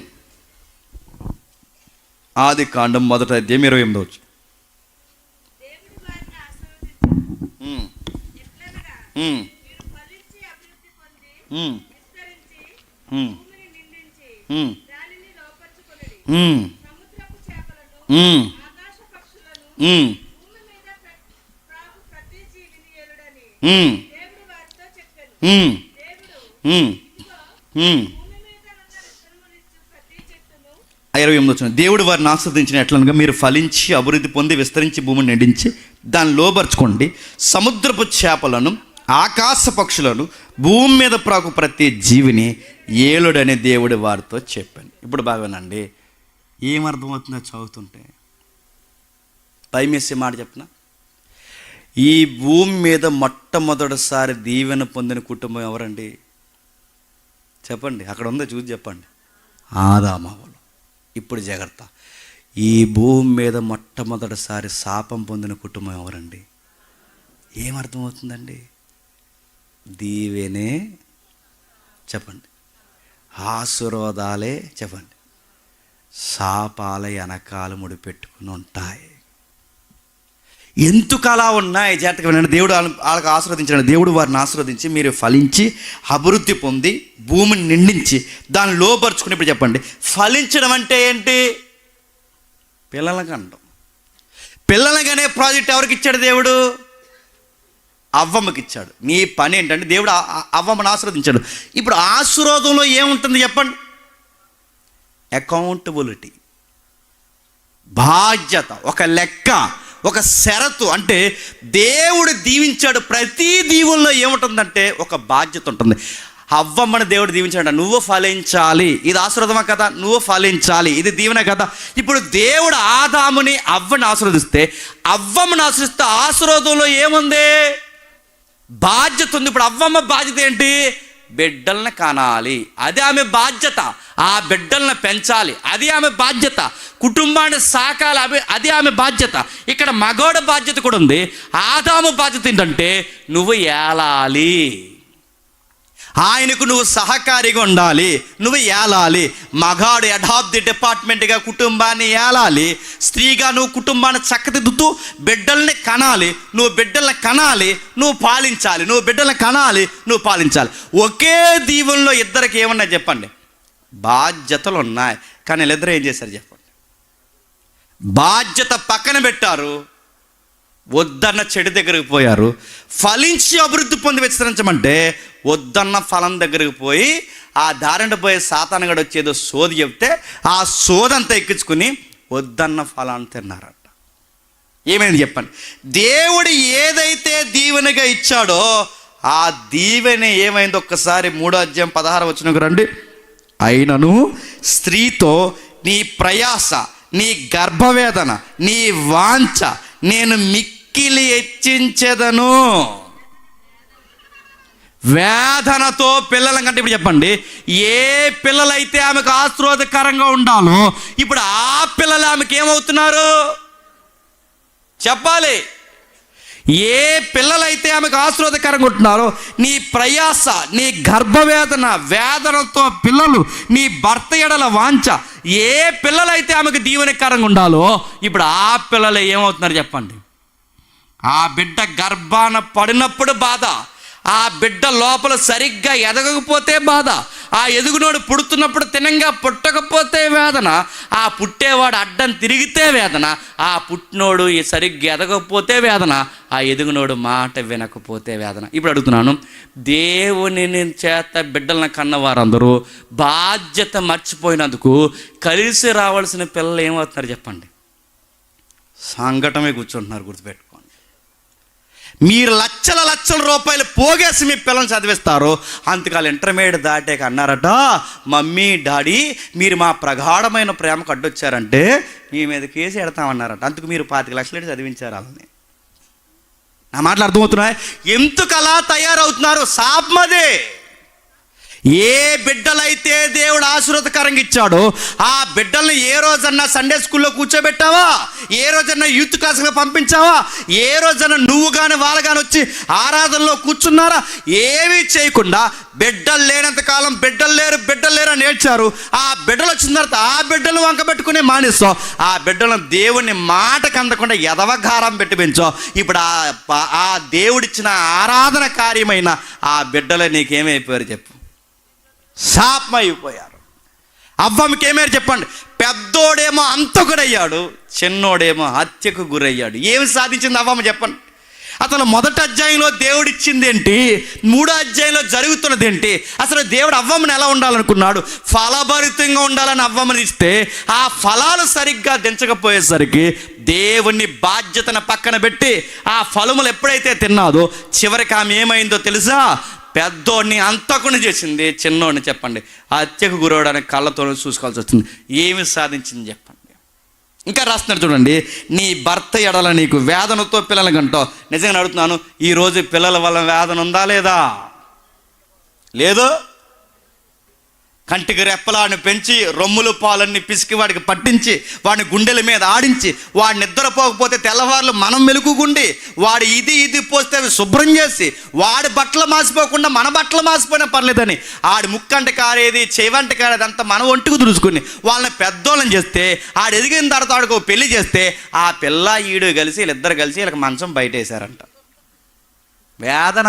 మళ్ళీ చెప్తున్నాను, కువైట్కి పోయారో ఇజ్రాయెల్ పోయారో ఎక్కడ పోయారో నాకు తెలియదు, కానీ మీరు ఎందు నిమిత్తం సంపాదిస్తారో నాకు తెలియదు, కానీ మీరు సంపాదించిన వాళ్ళందరికీ నేను చెప్తున్న మాట ఏంటి చెప్పిన, నీ సంపాదించే సంపాదనలో నీ పిల్లలకు కానీ నీకు కానీ దేవుడి పట్ల బాధ్యత లేదో నీ సంపాదన నువ్వు మళ్ళీ చెప్తున్నాను ఉరుతాడై కూర్చుంటుంది. నీ బిడ్డల్ని శాపం పెట్టట్లేదు, మీకు ప్రమాదం చెప్పట్లేదు. ఇచ్చిన వాడిని మర్చిపోవద్దు దయచేసి. బిడ్డల్ని ఇచ్చిన వాడిని మర్చిపోవద్దు, ఓపికనిచ్చిన వాడిని మర్చిపోవద్దు, తెలివినిచ్చిన వాడిని మర్చిపోవద్దు, ఆశీర్వదించిన వాడిని మర్చిపోవద్దు. ఆయన్నే మర్చిపోయి బిడ్డలని తిరిగితే ఈ బిడ్డలు ఏం చేస్తున్నారు, అక్కడ కష్టపడి సంపాదిస్తున్నారు, ఇక్కడికి మీరు పంపిస్తున్నారు, అక్కడ కష్టపడి సంపాదిస్తే వీళ్ళు ఎక్కడుండి ఏం చేస్తున్నారు? బుల్లెట్లు వేసుకుని తిరిగి చెప్పండి, ఎదుటి వచ్చి గుద్దేసి కాలు చేతులు ఎరగొడేస్తున్నారు, వీడు కాలు చేతులు ఎరగొడేసుకుంటున్నాడు. ఇదే కాదు చేసి అడుగుతున్నాను, ఈ బుల్లెట్ వేసి తిరిగి చిన్న వయసులో సిగరెట్లు, చిన్న వయసులో గంజ అడుగుతున్నాను. మన కోనసీమ ఎంత క్రైస్తవ ప్రాంతాలు ఎంత ఆశీర్వదింపబడ్డాయని ఎంత సంతోషిస్తున్నాం. ఎంత గొప్ప ఇల్లు కట్టుకున్నారండి, ఎంత ఆశీర్వదింపండి, ఎంత సంతోషిస్తున్నామో. మన నెక్స్ట్ జనరేషన్ కూడా అంత చెడ్డ అలవాట్లకి అలవాటు పడుతుందని అంత బాధపడుతున్నాం లేదు చెప్పండి. రూపాయి విలువ మన దగ్గర పడిపోయింది లేదు చెప్పండి. అసలు రాజమండ్రిలో కూడా సెంటు అంత లేదండి. మొన్న ఎక్కడ అడిగాను, సెంటు ₹1 అంటే ఇక్కడ ఎక్కడన్నది మలికిపోను. సెంటు ₹1 అడుగుతాను. అసలు నన్ను అడిగితే అక్కడ కూడా లేదు, హైదరాబాద్లో, ఢిల్లీలో కూడా లేదు, రాజధానిలో లేదు. రూపాయి అంత ఆశీర్వదిస్తే దేవుడు అడుగుతున్నాను, నీ బిడ్డలు ఎక్కడ తిరుగుతున్నారు, నీ సంపాదన ఎక్కడ జల్లుతున్నావు, నువ్వేం చేస్తున్నావు అడుగుతున్నాను. ఇవన్నీ దేవుడు అడగడనుకుంటున్నావు, అడుగుతాడు, కడిగి పడేస్తాడు. ఏమనుకుంటున్నావు? ఇచ్చిన వాడికి ఉండే లెక్క ఏంటో తెలుసా? ఆయనకి ఇవ్వడమో తెలుసు, నిలబెట్టుకోవడం చేత కాకపోతే చెప్పండి తీసుకోవడమో తెలుసు. అవ్వమ్మని అన్నాడు, నీకు బిడ్డల్ని ఇచ్చాను, ఏం చేసావు? కలిసి వస్తారనుకుంటున్నా బిడ్డలు నీకు. ఒకడు అంతకుడు అయ్యాడు, 2 హత్యకు గురయ్యాడు, మరొకటి ఏం జరిగింది చెప్పిన, నీ భర్త యాళ్ళ నీకు వాంఛ. వాంఛ అంటే ఏంటండి చెప్పండి వాంఛ అంటే ఏంటి? సి అంటారా చెప్పకపోతే చెప్పండి. వాంఛ అంటే ఏంటి? మీ బొంద కోరిక కాదు. మీరు శంకరనారాయణ డిక్షనరీ చెప్పకండి. వాంఛ అంటే కోరిక కాదు. వాంఛ అంటే బైబిల్ టెక్స్ట్లో మీనింగ్ ఏంటి చెప్పిన, వాంఛ అంటే గ్రిప్లో పెట్టుకోవడం. మీకు ఉదాహరణ చెప్తున్నానండి, మీరు ఇంటికి వెళ్ళి చదవండి. ఇదే 4వ అధ్యాయం ఆదికాండం, మీరు ఇంటికి వెళ్ళి చదవండి. 4వ అధ్యాయంలో కయ్యేను, నువ్వు సత్క్రియ చేస్తే తలెత్తుకుంటావు, సత్క్రియ చేయకపోతే వాకిట పాపము పొంచి ఉంది, దానికి నీ ఎడల చెప్పండి వాంఛ. అక్కడ మీనింగ్ ఏంటి చెప్పిన, అది నిన్ను గ్రిప్పులో పెట్టుకోవాలనుకుంటుంది, అది వాంఛ. హెబ్రీ ప్రధానికి అర్థం ఏంటంటే అది గ్రిప్పులో పెట్టుకోవాలని. ఇప్పుడు చెప్పండి, ఈ గ్రిప్ అనే పదం అంటే చేతుల్లో, నా చెప్పు చేతుల్లో ఉండాలని పాపం ఎలా అనుకుంటుందో అదే పదం ఎవరికి వాడేది ఇప్పుడు? నీ భర్త ఎడలు నీకు. చెప్పండి అంటే ఏంటి చెప్పండి, అర్థమైతే చెప్పండి. మా ఆయన చెప్పండి, నా చేదు ఆడ ఉండడం, నీ దిక్కుని కూడా చెప్పుకోవడం ఉండవు. మళ్ళీ చెప్తున్నాను, అసలు కాపురం సంసారం అంటే ఏంటి చెప్పినా, ఎప్పుడు ఇవిడ అంటుంది నా మాట ఎంటలేదు నువ్వు అంటుంది. ఆడంటాడు ముందు నన్ను ప్రేమించబడింటాను అంటాడు. అసలు కాపురం అంటే ఏంటి? అందుకే ఫేస్బుక్లో జోకులు వస్తాయి. జోకులు ఏంటి తెలుసా? ఫేస్బుక్లో జోకులు ఇలా ఉంటాయి. భార్య భర్త ఎలా అంటే జోక్ గుర్తుపెట్టుకోండి. ఆవిడ అందంట, ఆవిడ అందట నువ్వు నన్ను ప్రేమించు, ఆవిడ క్షమించండి, ఆవిడ అన్నాడు నువ్వు నన్ను ప్రేమించు అంటే ఆవిడ అందంట ముందు నన్ను ప్రేమించు, అప్పుడు నీకు నేను లోబడతా అన్నదంట. గమ్మద్దండి చెప్పిన, ఈవిడ ఎప్పుడూ లోబడదు చెప్పండి, ఆడెప్పుడూ ప్రేమించడు. ఆ కాపురం ఎప్పుడు అలాగ ఉంటుంది. మళ్ళీ మీకు అర్థమవుతున్నాయి, ఆవిడెప్పుడూ లోబడదు. గమ్మత్తడి చెప్పిన, ఎవరి దగ్గర అయితే మీ ఆయన గ్రిప్పులో ఉండాలనుకుంటావో ఆడు ఉండడు. రాసి పెట్టుకో. ఆడు ఉండాలంటే ఒక టెక్నిక్ ఉంది, బ్రేకులో కదా ఇప్పుడే చెప్తాను వినండి. ఆడు నీ గ్రిప్పులో ఉండాలంటే ఒక టెక్నిక్ ఉంది. ఆ టెక్నిక్ ఏంటి చెప్పిన, నువ్వు దేవునికి దగ్గరగా ఉండాలి. నువ్వు దేవునికి దగ్గరగా ఉంటే అతగాడు నీ దగ్గరకు ఉంటాడు. కానీ గమ్మత్తు అడగండి, పెద్దమ్మలు అందరూ ఉన్నారు, 25 ఏళ్ళు కాపురాలు చేశారు. వీళ్ళ 25 ఏళ్ళ కాపురాలు వాళ్ళ స్టోరీ అడగండి, ఏం కొత్తదనం ఉందో అడగండి వాళ్ళకి. చెప్పనా కాపురం ఎలా ఉంటుందో? పొద్దున్నే లెగుతారు, టీ కాఫీలు పెడతారు, టిఫిన్ వండుతారు, అదుగు ఇదిగాని అందరు టిఫిన్ చేసే సమయానికి 11:30 అయిపోద్ది, లాస్ట్లో తింటారు. అదుగు ఇదిగాని అందరికీ మళ్ళీ లంచ్ రెడీ చేసేసరికి, అందరు లంచ్ తినేసరికి, వీళ్ళ సరైన సంసారం తినేసరికి 2:30, 3 అవుద్ది. అదుగు ఇదిగాని మళ్ళీ చక్క పెట్టేసరికి సాయంత్రం పిల్లోడు బ్యాగ్ వేసుకుని అమ్మే అని వచ్చేస్తుంటాడు. ఆడి బ్యాగ్ తీసి, ఆడి డ్రెస్ తీసి, మళ్ళీ ఆడ స్నానం చేసి, ఆడ స్నాక్స్ పెట్టి, అదుగు ఇదిగాని సర్దేసరికి మళ్ళీ అలా ఆయన వచ్చేస్తాడు, ఆయనకు వేడి నీళ్ళు పెడతారు. మళ్ళీ ఇదిగిదని సర్దేసరికి ఆయనకి స్నాక్స్ పెడతారు. అదుగు ఇదిగాని మళ్ళీ డిన్నర్ రెడీ చేసేసరికి, నైట్ అందరు చక్క పెట్టేసరికి ఈ టైం అవుద్ది. అప్పుడు గుప్పుడు మెతుకులు తిని ఆ అమ్మాయి అనుకుంటా. ఇంతకన్నా కొత్త స్టోరీ ఏమైనా ఉందో చెప్పండి? రోజు వండడం చెప్పండి, తినడం, వాళ్ళని పంపడం, మనం రప్పించడం. నేను ఉద్యోగస్తురాలని అనుకో, నువ్వు ఉద్యోగస్తురైనా వండాలి, నేను కలెక్టర్వైనా వండాలి. ఎందుకంటే నువ్వు వండకపోతే పని ఆవిడ వండుతుంది అనుకోండి, ఇంక అడగండి. నీ వండాలి. కూర బాగుంది అని చెప్పాలంటే ఎవరు వండాలి?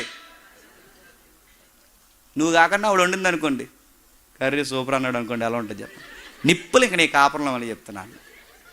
ఇంట్లో ఎంతమంది పనులు ఉన్నా వంట పని చెప్పండి నువ్వే చెయ్యాలి. కానీ గమ్మత్తాడు చెప్పనా, ఎంత అక్కడ అవం కొంచెం చూడండి, ప్రయాస ప్రయాస వేదన వేదన ప్రయాస ప్రయాస వేదన, ఆయన నా చేతుల్లో ఉండాలి ఉండాలి ఉండాలనుకుంటుందంట. కానీ వాడు మగోడి యొక్క గుణం ఎలా ఉంటుంది చెప్పనా, వీడు ఊరుమ్మడు కూడా అన్నీ పెట్టుకుని ఎవడి మీద తిరగబడతాడు చెప్పండి. చెప్పండి జీకే బిట్టు చెప్పండి చెప్పండి. ఆడ అంటాడు, ఏ నువ్వు వచ్చాక మా కొంపెలా తయారైందరు అంటాడు అంట. చెప్పండి ఇవ్వచ్చు నేను అసలు నిన్నుగా ఆ సంబంధం చేసుకోవడం దరిద్రం నేను చేసుకున్నాను అంట. ఆడెక్కడెక్కడో గొడవలు పెట్టుకుని వచ్చి ఎవరి మీద టెంపర్ చెబుతాడు చెప్పండి. నువ్వు ఎప్పుడు గుర్తుపెట్టుకో, నా చేతుల్లో ఉండాలి నువ్వు అనుకుంటావు, ఆయన అనుకుంటాడు నా చెప్పు చేతుల్లో ఉండాలని చెప్పండి, ఆయన అనుకుంటాడు. ఇదే కాపురం. ఇలాగెందుకు కాపురాలు తయారవుతాయి చెప్పనా, ఈ అవ్వ ఆదాములు చేసిన పొరపాటే చెప్పండి ఈ రోజుకి ప్రతి కాపురం చేస్తుంది. బాధ్యత మర్చిపోయాం, పెళ్ళి చేసిన వాడిని మర్చిపోయాం, ఆరోగ్యం ఇచ్చిన వాడిని మర్చిపోయాం, ఇల్లు ఇచ్చిన వాడిని మర్చిపోయాం, బాధ్యత చూడమన్న వాడిని మర్చిపోయి మనుషుల కోసం పోకలాడుతున్నాం. ఆ మనుషులు ఏమవుతారు చెప్పండి, తిరగబడతారు. ఆదాము ఏం సాధించండి, నేను త్వరగా ముగిస్తాను. ఆదాము ఏం సాధించి చెప్పండి, 18వ వచనంలో 15వ వచనంలో ఆయన ఆదాముతో, నీ భార్య మాట విని తినవద్దని నేను ఆజ్ఞాపించిన వృక్షఫలం తింటివి కనుక నీ నిమిత్తము నేల శపింపబడి ఉంది, ప్రయాసముతోనే నీ బ్రతుకు దినములంటా పంట తింటో, మొండ్ల తుప్పలు గచ్చ పొదలు నీకు మొలిపించును, పొలములోని పంట తిందువు, నువ్వు నేలకి తిరిగి చేరు వరకు నీ ముఖాన్ని చెమట కాల్చి ఆహారం తిందువు. ఎలయనగా నువ్వు నేల నుండి తీయబడితివి, నువ్వు మన్నే గనక తిరిగి మన్నే అయిపోదు. ఒక మగాడు చివరికి సాధించేది ఏంటి చెప్పండి, ఒక మగాడు చివరికి సాధించేది చెప్పండి. ఏ మగాడైనా సాధించేది చెప్పినా, పుడతాడు, ఆ పుట్టిన తర్వాత పెరుగుతాడు, ఆ పెరిగిన తర్వాత కుటుంబంలో ఏదో ఒక రోజు వయసు వచ్చి పెళ్లి చేసుకుంటాడు, ఆ పెళ్లి చేసుకున్న తర్వాత ఇంట్లో వెనకాల ఉన్న వారిని పోషించడానికి ఏదో పని చేస్తాడు, ఆ పని చేస్తున్నాడు, కష్టపడతాడు. 20 సంవత్సరాలు 30 సంవత్సరాలు కష్టపడిన తర్వాత అమ్మయ్య పోగేశాను, కాసంత గుప్పడి మెతుకులు తిందామని రిటైర్ అయిపోయే టయానికి వచ్చే బంపర్ ఆఫర్లు ఏంటి చెప్పిన, బీపీ, షుగరు, అలసరు, తిందరకపోవడం, కళ్ళు కనబడిపోవడం, పిప్పలు బాధ, అరికాల మంటలు, బంపర్ ఆఫర్లు, సైబాల్ డబ్బా అదే ఉంటుంది ఇంట్లో.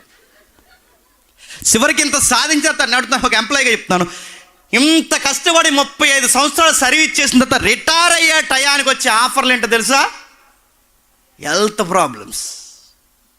సంపాదించినంత పట్టుకు ఎక్కడ పెట్టి పెడతారు తెలుసా, హాస్పిటల్కి. అమ్మయ్యా తిందాం అనుకునే సమయానికి మనం పలకరించే వార్త ఏంటో తెలుసా, చావు కల. ఆదాముతో అన్నాడు, పరిపాలించాల్సిన నీవు ఆదాము ఏమయ్యో తెలుసా, గడ్డి తిని బతుకుతావు, గడ్డి జాతి. ఇప్పటికీ మనం తినేది ఏంటి చెప్పిన, మేము రోటీలు తింటాం కానీ రోటీ అయినా గోధుమ గడ్డే, మనం రైస్ అయినా అది గడ్డే, మనం ఏం తిన్న గడ్డే. జీవవృక్ష ఫలాలు తినే రోజులు పోయాయి, గడ్డి తింటే బతికే రోజులు వచ్చేసాయి. ఆ గడ్డి తినే రోజులు కూడా పోయాయి. ఇప్పుడు రోజులు ఎలా అయిపోయి చెప్పిన, మందులు తింటే కానీ బ్రతికిన రోజులు వచ్చేసాయి. ఒక మగాడు కష్టపడి కష్టపడి కష్టపడి కష్టపడి దాసి దాసి దాసి ఎంత దాసిన తర్వాత సాధించేది ఏంటి చెప్పండి, మట్టే గనక చెప్పండి, మట్టే అయిపోతారు. కొంతమంది యాక్టర్ల పేర్లు నేను చెప్పట్లేదు, మీకు అర్థమవుద్ది. ఒక ఆయన ఉండేవాడు ఇండస్ట్రీలో రింగ్ తీసుకొని, మీకు అర్థమైపోద్ది. అందరికీ సలహాలు ఇచ్చేవాడట, ఏమని, మన డబ్బులు ఉన్నప్పుడు భూములు కొనండి, భూములు కొనండి, భూములు కొనండి, రేపొద్దున భూముల రేట్లు పెరుగుతాయి, తర్వాత మనం బాగా సెటిల్ అవుతాం అన్నాడట. ఆ మాటలు ఆ టైంలో మన మధ్య చనిపోయిన పొట్ట ఆయన యాక్టర్, ఆయన చనిపోయాడు, ఆయన హీరో, ఎవరైనా అడగండి. ఆయన ఇంటర్వ్యూలో ఏమంటాడంటే, ఆ రోజు రింగ్ అని చెప్పినట్టు నేను చేస్తుంటే బాగుండేది, నేను ఆ రోజు బంజారా హిల్స్, ఈరోజు హైదరాబాద్ బంజారా హిల్స్ ఉన్నా చూసారా, హిల్స్ అంటే కొండలు, ఆ కొండలు నేను అమ్మేశాను. ఈరోజు నాకుంటే ఎకరం 100 కోట్లు 150 కోట్లు ఇప్పుడు బంజారా హిల్స్లో. ఆ రోజు నేను తెలియక అమ్మేసాను, ఈ కొండలు ఏం పనికి వస్తాయని చెప్పి ఆ రోజు ఆయన మాట వింటే బాగుంటున్నాను, ఈరోజు నేను కోటీశ్వరుని అవ్వకుండా అయిపోయానని బాధపడ్డాడు. బాధపడిన ఆయన మనం చచ్చిపోయాడు, సలహా ఇచ్చిన ఆయన మరి బంజారా హిల్సే ఉన్నాయి. నా మాట్లాడుతుంది, ఎవడెంత పోగేసినా ఉంటారా, ఉండరు. మరి చెప్తున్నాను, ఇష్టమైన సొక్క కూడా పట్టుకెళ్ళలేము. దేవుడు అంటున్నాడు, ఏమని చెప్పనా, దేవుడు అంటున్నాడు, అవ్వకైనా ఆదాముకైనా వాళ్ళ జీవితం ఇలా తిరగబడిపోవడానికి కారణం ఏంటంటే వాళ్ళ బాధ్యత మర్చిపోయారు. ఇది మీకు అర్థమైతే సౌలుని దేవుడు ఎందుకు రాజుని చేశాడు చెప్పనా? నువ్వే పచ్చగుండాలి, ఇంకెవ్వడు మంచి బట్టలు కూడా వేయకూడదు, నీ ముందు ఎవ్వడు పొగడబడకూడదని నేను రాజుని చేయలేదు. నువ్వు ఆశీర్వదింపబడి అనేకులకు ఆశీర్వదకరంగా తండ్రిగా ఉంటావని నిన్ను రాజుని చేస్తే నేను తప్ప ఎవ్వడో బాగోకూడదన్న అసూయ ఆ దీవెని నీకేమైపోయింది చెప్పండి? శాపమైపోయింది. సంసోనికి ఎందుకు బలం ఇచ్చాడు? ఇలాంటి అమ్మాయిలతో ఇలాంటి కమ్యూనికేషన్ పెట్టుకుంటాడు, కానీ ఎందుకు బలం ఇచ్చాడు?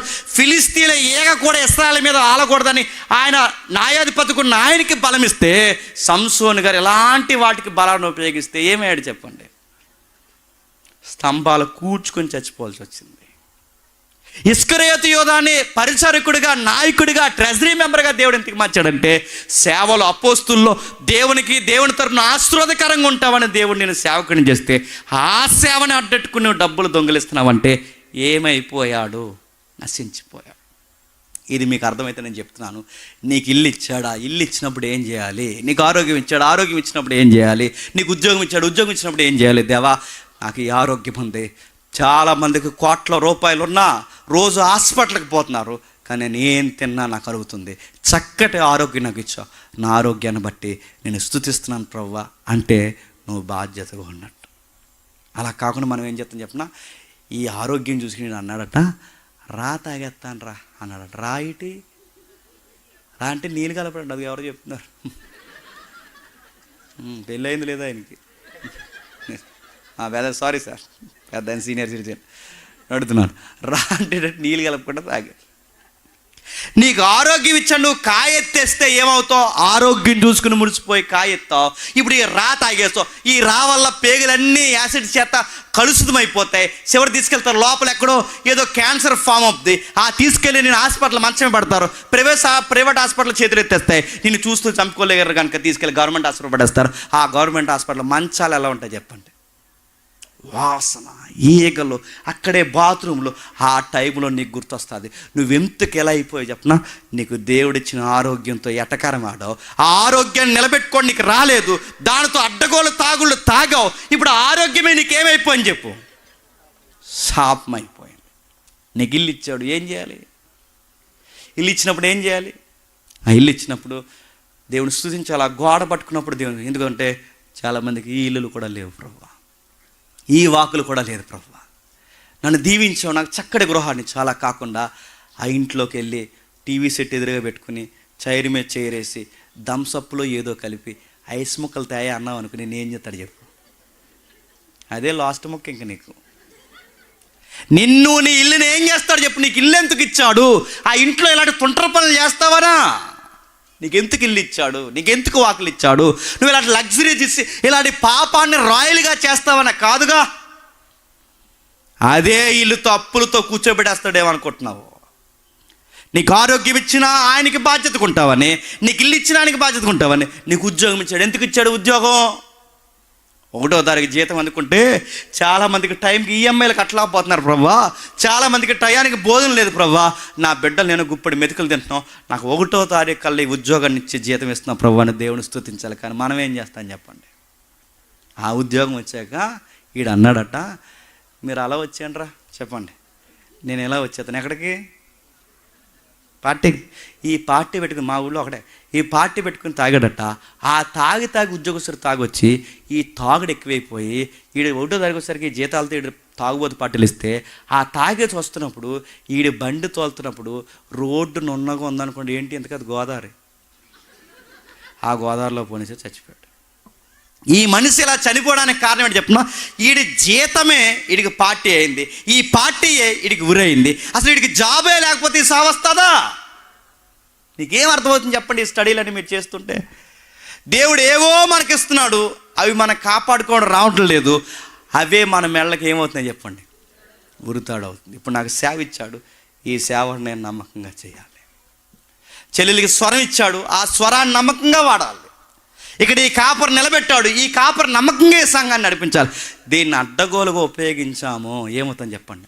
ఆయనకి ఇవ్వడము తెలుసు, దాన్ని సరిగ్గా వాడకపోతే మొట్టికాయలేసి వెనక్కి లాగడము తెలుసు. ఇప్పుడు నేను ముగిస్తున్నాను. ఒకనికి 5, ఒకనికి 2, ఒకనికి 1. అర్థమవుతుందిగా? 5 ఇచ్చినవాడు 5 చేస్తేవాడు బలా నమ్మకమైన దాసుడా ఇంకా తీసుకో అన్నాడట. 2 ఇచ్చినవాడు 2 చేస్తే బలా నమ్మకమైన దాసుడా ఇంకా తీసుకో అన్నాడట. 1 ఇచ్చినవాడు అన్నాడట, నువ్వు మళ్ళీ అడుగుతావని నొక్కేసి దాస్తా అన్నాడంట. ఆ కప్పెట్టింది బయటికి లాగి ముందు నరికేసి ఇన్ని కప్పెట్టాను అన్నాడు. మీకు ఏమర్థం అవుతుంది చెప్పండి? ఆయన అడుగుతాడు, నీకు దీవెనలు కావాలా? ఇంకా మళ్ళీ చెప్తున్నాను, నీకు దీవెనలు కావాలా? ఇచ్చిన వాటిలో నమ్మకంగా ఉండు, ఇంకా ఇస్తాడు. ఇంకా నమ్మకంగా ఉండు, ఇంకా ఇస్తాడు. ఇంకా నమ్మకంగా ఉండు, ఇంకా ఇస్తాడు. 100 ఇచ్చాడా? నమ్మకంగా ఉండు, 1000 ఇస్తాడు. 1000 ఇచ్చా 1000లో నమ్మకంగా ఉండు, 10,000 ఇస్తాడు. 10లో నమ్మకంగా ఉండు, 1,00,00,000 ఇస్తాడు, లక్షల్లో ఇస్తాడు. నేను కూర్చోబెడతాడు. నువ్వు 10లోనే దొంగ మాటలు మాడితే నీకు 100 ఇస్తాడా? అందుకే బైబిల్ ఏమన్నా చెప్పినా, చిన్న విషయంలో నమ్మకంగా ఉన్నవాడిని పెద్ద విషయంలో కూర్చోబెడతా అన్నాడు. దేవుడు ఒక నెల ఆశ్రయిస్తాడంట. 5కి 5 చేయి, 2కి 2 చేయి. నీకు ఇల్లు ఇచ్చాడు, ఇల్లుని బట్టి నమ్మకంగా ఉండు, ఇంకా ఇస్తాడు. నీకు ఆరోగ్యం ఇచ్చాడు, నమ్మకంగా ఉండు, ఇంకా ఆరోగ్యాన్ని ఇస్తాడు. నీకు పిల్లనిచ్చాడు, నమ్మకంగా ఉండు, నీ పిల్లల్ని కలిసి వచ్చి വലിയ మొక్కలుగా మార్చేస్తాడు. నీకు సంపద ఇచ్చాడు, జాగ్రత్తగా ఉండు, నీ సంపదను అధిక ఆర్థిక ఫలములతో నింపుతాడు. నీకు ఏది ఇస్తా విషయంలో నమ్మకంగా ఉండు, ఇంకా ఆశీర్వదిస్తాడు, ఇంకా ఆశీర్వదిస్తాడు. కానీ కొన్నిసార్లు మనం ఎంత ప్రార్థన చేసినా దేవుడు మనకి ఎందుకు ఇవ్వట్లేదంటే, భవిష్యత్తు తిరిగిన దేవుడికి తెలుసు, ఇస్తే వీళ్ళ మంచిగా కాపాడుకోలేక వీళ్ళ ప్రాణాలకి సంకటం అవుతాయనే కొన్నిసార్లు మనం ఎన్ని అడిగినా చెప్పండి త్వరగా ఇవ్వడాయన. మనం అనుకుంటాం, ఎందుకు ఇవ్వట్లేదు ప్రభా, ఎందుకు ఇవ్వట్లేదు ప్రభా, 3 రోజుల నుంచి ఉపవాసం ఉన్నా అంటే ఇస్తే మనకు నిలబెట్టుకోవడం రాదు. ఆయన ఇస్తాడు, ఏమడిగినా ఇస్తాడు, ఏమడిగినా ఇస్తాడు, ఏమడిగినా ఇస్తాడు. కానీ అడగమన్నాం కాదని ఈసారి ఎమ్మెల్యే సీట్ అడగకండి, ఇవ్వడం. ఎందుకంటే నువ్వు మామూలుగానే నిలబడవు. చెప్పండి, ఎమ్మెల్యే అయితే నువ్వు నిలబడవు, మమ్మల్ని నిలబడవు ఇంకా. అందుకే ఇవ్వడు. అందుకే ఎవరికి ఏమి ఇవ్వాలో చెప్పండి, ఆయనకి తెలుసు. అడిగితే అన్నీ ఇస్తాడు. వెళ్ళేటప్పుడు ఒక వజ్రం దొరికేలా చూడు ప్రభానికి, ఎవడో వజ్రం. ఎందుకంటే నువ్వు మామూలుగా నిలబడి నీకు వజ్రం దొరికితే ఇంకెవడో మాట్లాడినావు నువ్వు. అందుకే మనకు డబ్బులు ఎంత ఇవ్వాలో ఆయనకి తెలుసు, మనకు ఆరోగ్యం ఎంత ఇవ్వాలో ఆయనకి తెలుసు, మనకి ఇల్లు ఎంత ఇవ్వాలో ఆయనకి తెలుసు, మనకు వాకిలు ఎంత ఇవ్వాలో ఆయనకి తెలుసు, మనకు ఉద్యోగం ఎంత ఇవ్వాలో ఆయనకి తెలుసు. అన్నీ ఆయనకి తెలుసు. మనం ఎంతలో ఉంటే బాగుంటామో ఆయనకి తెలుసు. కానీ మనం ఏమంటాం, ఇంకే ఇచ్చే ప్రభావ, ఇంకే ఇచ్చే ప్రభావ అంటే ఆయన అనుకుంటే ఇస్తాడు. నువ్వెన్ని ఉపవాస ప్రార్థనలు పెట్టినా చెప్పండి, నువ్వేమన్నా ఇవ్వడు. ఎందుకంటే మనకి తీసుకున్న తర్వాత నిలబెట్టుకోవడం రాదు. నేను ఎప్పుడో చెప్పిన ఎగ్జాంపుల్ ఒక్కటి చెప్పి నేను ముగిస్తా. చాలామందికి పెళ్ళి కాని రోజులు పెళ్ళి కాలేదు మా కోసం ప్రార్థన చేయండి అంటారు. ఆ పెళ్ళి అయిన తర్వాత పిల్ల పుట్టలేదు మా కోసం ప్రార్థన చేయండి అంటారు. పెళ్ళి కాని రోజులు చక్కర పాటలు పాడేదట ఆ చెల్లి. ఆ తర్వాత పెళ్ళి అయిన తర్వాత పక్కనే మీకులాగా ఇప్పుడు ఏదో మీద ఉంది కదా, ఒకే 9 సంఘాలు కలిపి ఆ టైప్ ఏదో ఉంది కదా మీకు, అది పక్క ఊర్లు అన్నమాట. ఎప్పుడో చెప్పాను, ఒక 5-6 సంవత్సరాల క్రితం ఎగ్జాంపుల్ ఇది. ఆ తర్వాత పెళ్ళి అయిన తర్వాత ఈ పిల్ల సంఘానికి రావడం మానేసింది. అడిగారు పాస్టర్ గారు, ఏమ్మా సంఘానికి రావట్లేదే అని అడిగితే పాస్టర్ గారితో అదిరిపోయి ఆన్సర్ చెప్పింది. చెప్పిన కొత్తగా పెళ్ళి అయింది కదా పాస్టర్ గారు అందంట. అంటే ఏంటని అర్థం? కొత్తగా పెళ్ళి అయితే మాకు చాలా ప్రాజెక్టులు ఉంటాయి, ఆదివారమే బీచ్కి పోతాం, ఆదివారం నాడే పార్క్కి పోతాం, ఆదివారం నాడే ఇంకా భవిష్యత్తులో రైస్ దొరకదు అన్నట్టు రెస్టారెంట్కి పోతాం, మాకు ఎన్నో ప్రాజెక్టులు ఉన్నాయి, అడగడానికి మీకు సిగ్గుండాలి చెప్పండి అన్నట్టు అందే. కొత్తగా పెళ్ళైంది కదా పాస్టర్ గారు కూతురులా ప్రేమించాడు కనుక అమ్మ తల్లి దేవుడు చక్కటి బంధాన్ని ఇచ్చాడు, చచ్చి మానేకర తల్లి వచ్చే అన్నాడు. అంటే వచ్చేస్తాను పాస్టర్ గారు అందే. తర్వాత కనబడింది, అడిగాడు పాస్టర్ గారు, యారా తల్లి చచ్చికి రావట్లేదు ఎర్రా నాన్న అని అడిగితే అప్పుడు అందట, నేను ఇప్పుడు ఒట్టి మనిషిని కాదు అందట. గాడ్ బ్లెస్ యు నాన్న, దేవుడు నీకు చక్కటి బిడ్డని ఇవ్వాలని అనేసి వెళ్ళిపోయాడు. ఆ తర్వాత పాస్టర్ గారికి తర్వాత కనబడింది, ఏరా నాన్న చర్చికి రావట్లేదు ఎర్రా నాన్న అంటే అప్పుడు అందంట ఆవిడేమని, వచ్చేద్దాం అనుకున్నాను పాస్టర్ గారు, బాగా చిన్నోడు అందుకే రావట్లేదు అన్నట్టు. దేవుడు నిన్ను నీ బిడ్డను దీవించిన కాక కూతురు లాంటిదానివి, దేవుడు చేసిన మేలు మర్చిపోకమ్మా, వచ్చారా తల్లి సంఘం మానేకు అంటే వచ్చేస్తాను పాస్టర్ గారు అందంట. తర్వాత 1.5 years తర్వాత మళ్ళీ 2 years తర్వాత కనబడింది. అప్పుడు మళ్ళీ అడిగారు, ఎందుకు రావట్లేదురా తల్లి, 2 ఏళ్ళు పైన అయిపోతుంది నువ్వు సంఘానికి ఎందుకు రావట్లేదంటే అప్పుడు అందంట, ఈసారి రెండోసారి నేను ఒట్టు మనిషిని కాదందంట.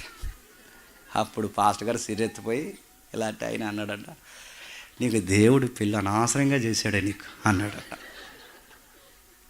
ఆ పెళ్లి చేయకపోతే ఇక్కడ పడి పాటలు పాడేదానివి. ఆ పెళ్లి చేసాక పిల్లొంకయింది, ఇప్పుడు రెండో పిల్లొంకయింది. అదే లేకపోతే పడి ఎడుతుంది. ఇక్కడ చర్చికి వస్తాం, లేదు లేదు లేదు అది లేదు ఇది లేదని ఏడుస్తాం. ఏదన్నా ఇచ్చాక ఖాళీ లేదని తిరుగుతాం. ఏం చేయాలి? నీకు అవి ఇవ్వడం వల్లే కదా దూరం అయిపోతున్నావు. అవే తీసేస్తే వచ్చి కూర్చుంటావు కుదురుగా. ఆరాధన అంటే ఆరాధన అంటావు, పాట అంటే పాట అంటావు, ప్రార్థన అంటే ప్రార్థన అంటావు. అలా ఉండే భక్తి నీకేమైంది? ఏదైనా తీసుకున్న తర్వాత బాధ్యత మర్చిపోతున్నావా? ఆయనకి ఇవ్వడం తెలుసు. బాగా వినండి. ఉద్యోగం వంకెట్టి మానేకు. ఉద్యోగం వంకెట్టి మానేస్తావు, నీకు ఉద్యోగం ఇవ్వలేదు. ఆరోగ్యం వంకెట్టి మానేకు, అందుకు నీకు ఆరోగ్యం ఇవ్వలేదు. సంపద వంకెట్టి మానేకు, ఆ సంపద నీకు అందుకు ఇవ్వలేదు. నీకు ఏదైతే దేవుడు చేరు దాన్ని వంకెట్టి మానేకు ఎందుకు ఇచ్చాడంటే, దేవుడు నువ్వు తీసుకునే కొలది ఆయన మహిమపరుస్తాను ఇచ్చాడు. ఆయన చేత ఎప్పుడు మనం బలా అనిపించుకోవాలి తప్ప చెడ్డ దాసుడా, సోమరి, నీకు అనవసరంగా ఇచ్చానురా, నేనే కనుక లెక్కలేస్తే నీలా నేను ఆలోచించేవాడిరా అని ఆయన చేత మనం తిట్టించుకున్నామో. ఆయనకి ఇవ్వడమో తెలుసు, చెప్పండి, తీసుకోవడమో తెలుసు. నేను మళ్ళీ చెప్తున్నాను, ఇంకా మాకేమి ఇచ్చా ప్రభు అంటే, నీకు నాకు ఇల్లు ఇచ్చాడు, ఉద్యోగం ఇచ్చాడు, ఇవన్నీ కాదు. కానీ ఎందుకంటే ఈ డబ్బులు ఉన్నా చనిపోతాం, డబ్బులు లేకపోయినా చనిపోతాం. ఆరోగ్యం ఉన్నా చనిపోతాం, ఆరోగ్యం లేకపోయినా చనిపోతాం. మనుషులు మనతో ఉన్నా చనిపోతాం, లేకపోయినా చనిపోతాం. అన్నిటికన్నా గొప్పది ఏమి ఇచ్చాడు తెలుసా? ఆ దేవుడు మన కోసం ప్రాణం ఇచ్చాడు, మన కోసం రక్తం ఇచ్చాడు, తన జీవాన్ని పణంగా పెట్టాడు, తన గౌరవాన్ని పెట్టుబడిగా పెట్టాడు. ఈ లోకం మనకు శాశ్వతమైనది కాదని నిత్య జీవ పునాదులు ఊపిర్లు ఇక్కడే మనకి ఉచితంగా అనుగ్రహించాడు. అక్కడ కట్టుకోమన్నాడు, అక్కడ ఆలోచించమన్నాడు. నిరంతరము మీతో నేను ఉంటానని మాటిస్తున్నాను. ఏదేని వనం లాంటి జీవితం. ఆదామవ్వలు ఎక్కడైతే జీవితాన్ని చెదగొట్టారో అంతకన్నా అద్భుతమైన జీవితం, మళ్ళీ నిత్యము బ్రతికే జీవితం, నిత్యము జీవవృక్ష ఫలాలు తినే జీవితం, మళ్ళీ ఆనందకరమైన జీవితం ఇవ్వడానికి త్వరలోనే, చెప్పండి, రాబోతున్నానన్నాడు. ఆ పాయింట్ నీకు అర్థమైతే, ఆ ఒక్క మాట నీకు అర్థమైతే నేను ముగిస్తున్నాను. ఇక్కడ ఏమి ఇచ్చినా ఏమి లేకపోయినా, దేవా ఇచ్చిన వాటిలో నమ్మకంగా ఉంటాను ఎప్పుడైతే అంటావో, ఒకరోజు ఆయన వస్తాడు, ఆయన ఉండు స్థలంలో నీవును ఉండులాగనా, చెప్పండి, తీసుకుని వెళ్ళిపోతాడు. మా కోసం ప్రాణం ఇచ్చావు, రక్తం ఇచ్చావు, మా కోసం నీ గౌరవాన్ని ఇచ్చావు, ఇంకేమి ఇస్తావు ప్రభు అని నీకు అర్థమైతే, దేవా ఉన్న దాంట్లో తృప్తిగా బతుకుతాను. ఒకరోజు నువ్వైనా రావచ్చు, చెప్పండి, నేనైనా పోవచ్చు. రెండిట్లో ఏది జరిగినా నీ సన్నిధిలో ఉండులాగునా నన్ను ఆశీర్వదించి ప్రభు అని ఎప్పుడైతే నువ్వు కృతజ్ఞత కలిగి ఉంటావో, దేవుడిని నెలల కాలం ఎక్కడున్నా, చెప్పండి, ఆశీర్వాదకరంగా మారుస్తాడు. ఆశీర్వాదాలు తీసుకోవడం ఎంత ప్రాముఖ్యమో, ఆశీర్వాదం నిలబెట్టుకోవడం కూడా, చెప్పండి, అంతే ప్రాముఖ్యం. ఇచ్చిన వాటిది ఎటకారాడారో మీ ఆత్మలకు మీరే, చెప్పండి, ఉత్తరవాదులవుతాడు. ప్రభు అయిన యేసుక్రీస్తు వారు త్వరలోనే రాబోతున్నాడు. వచ్చిన వానికి వాని క్రియ చొప్పున ప్రతి వానికి, చెప్పండి, ప్రతి ధనను చేయబోతున్నాడు. దేవుడు మిమ్మల్ని అందరినీ దీవించును.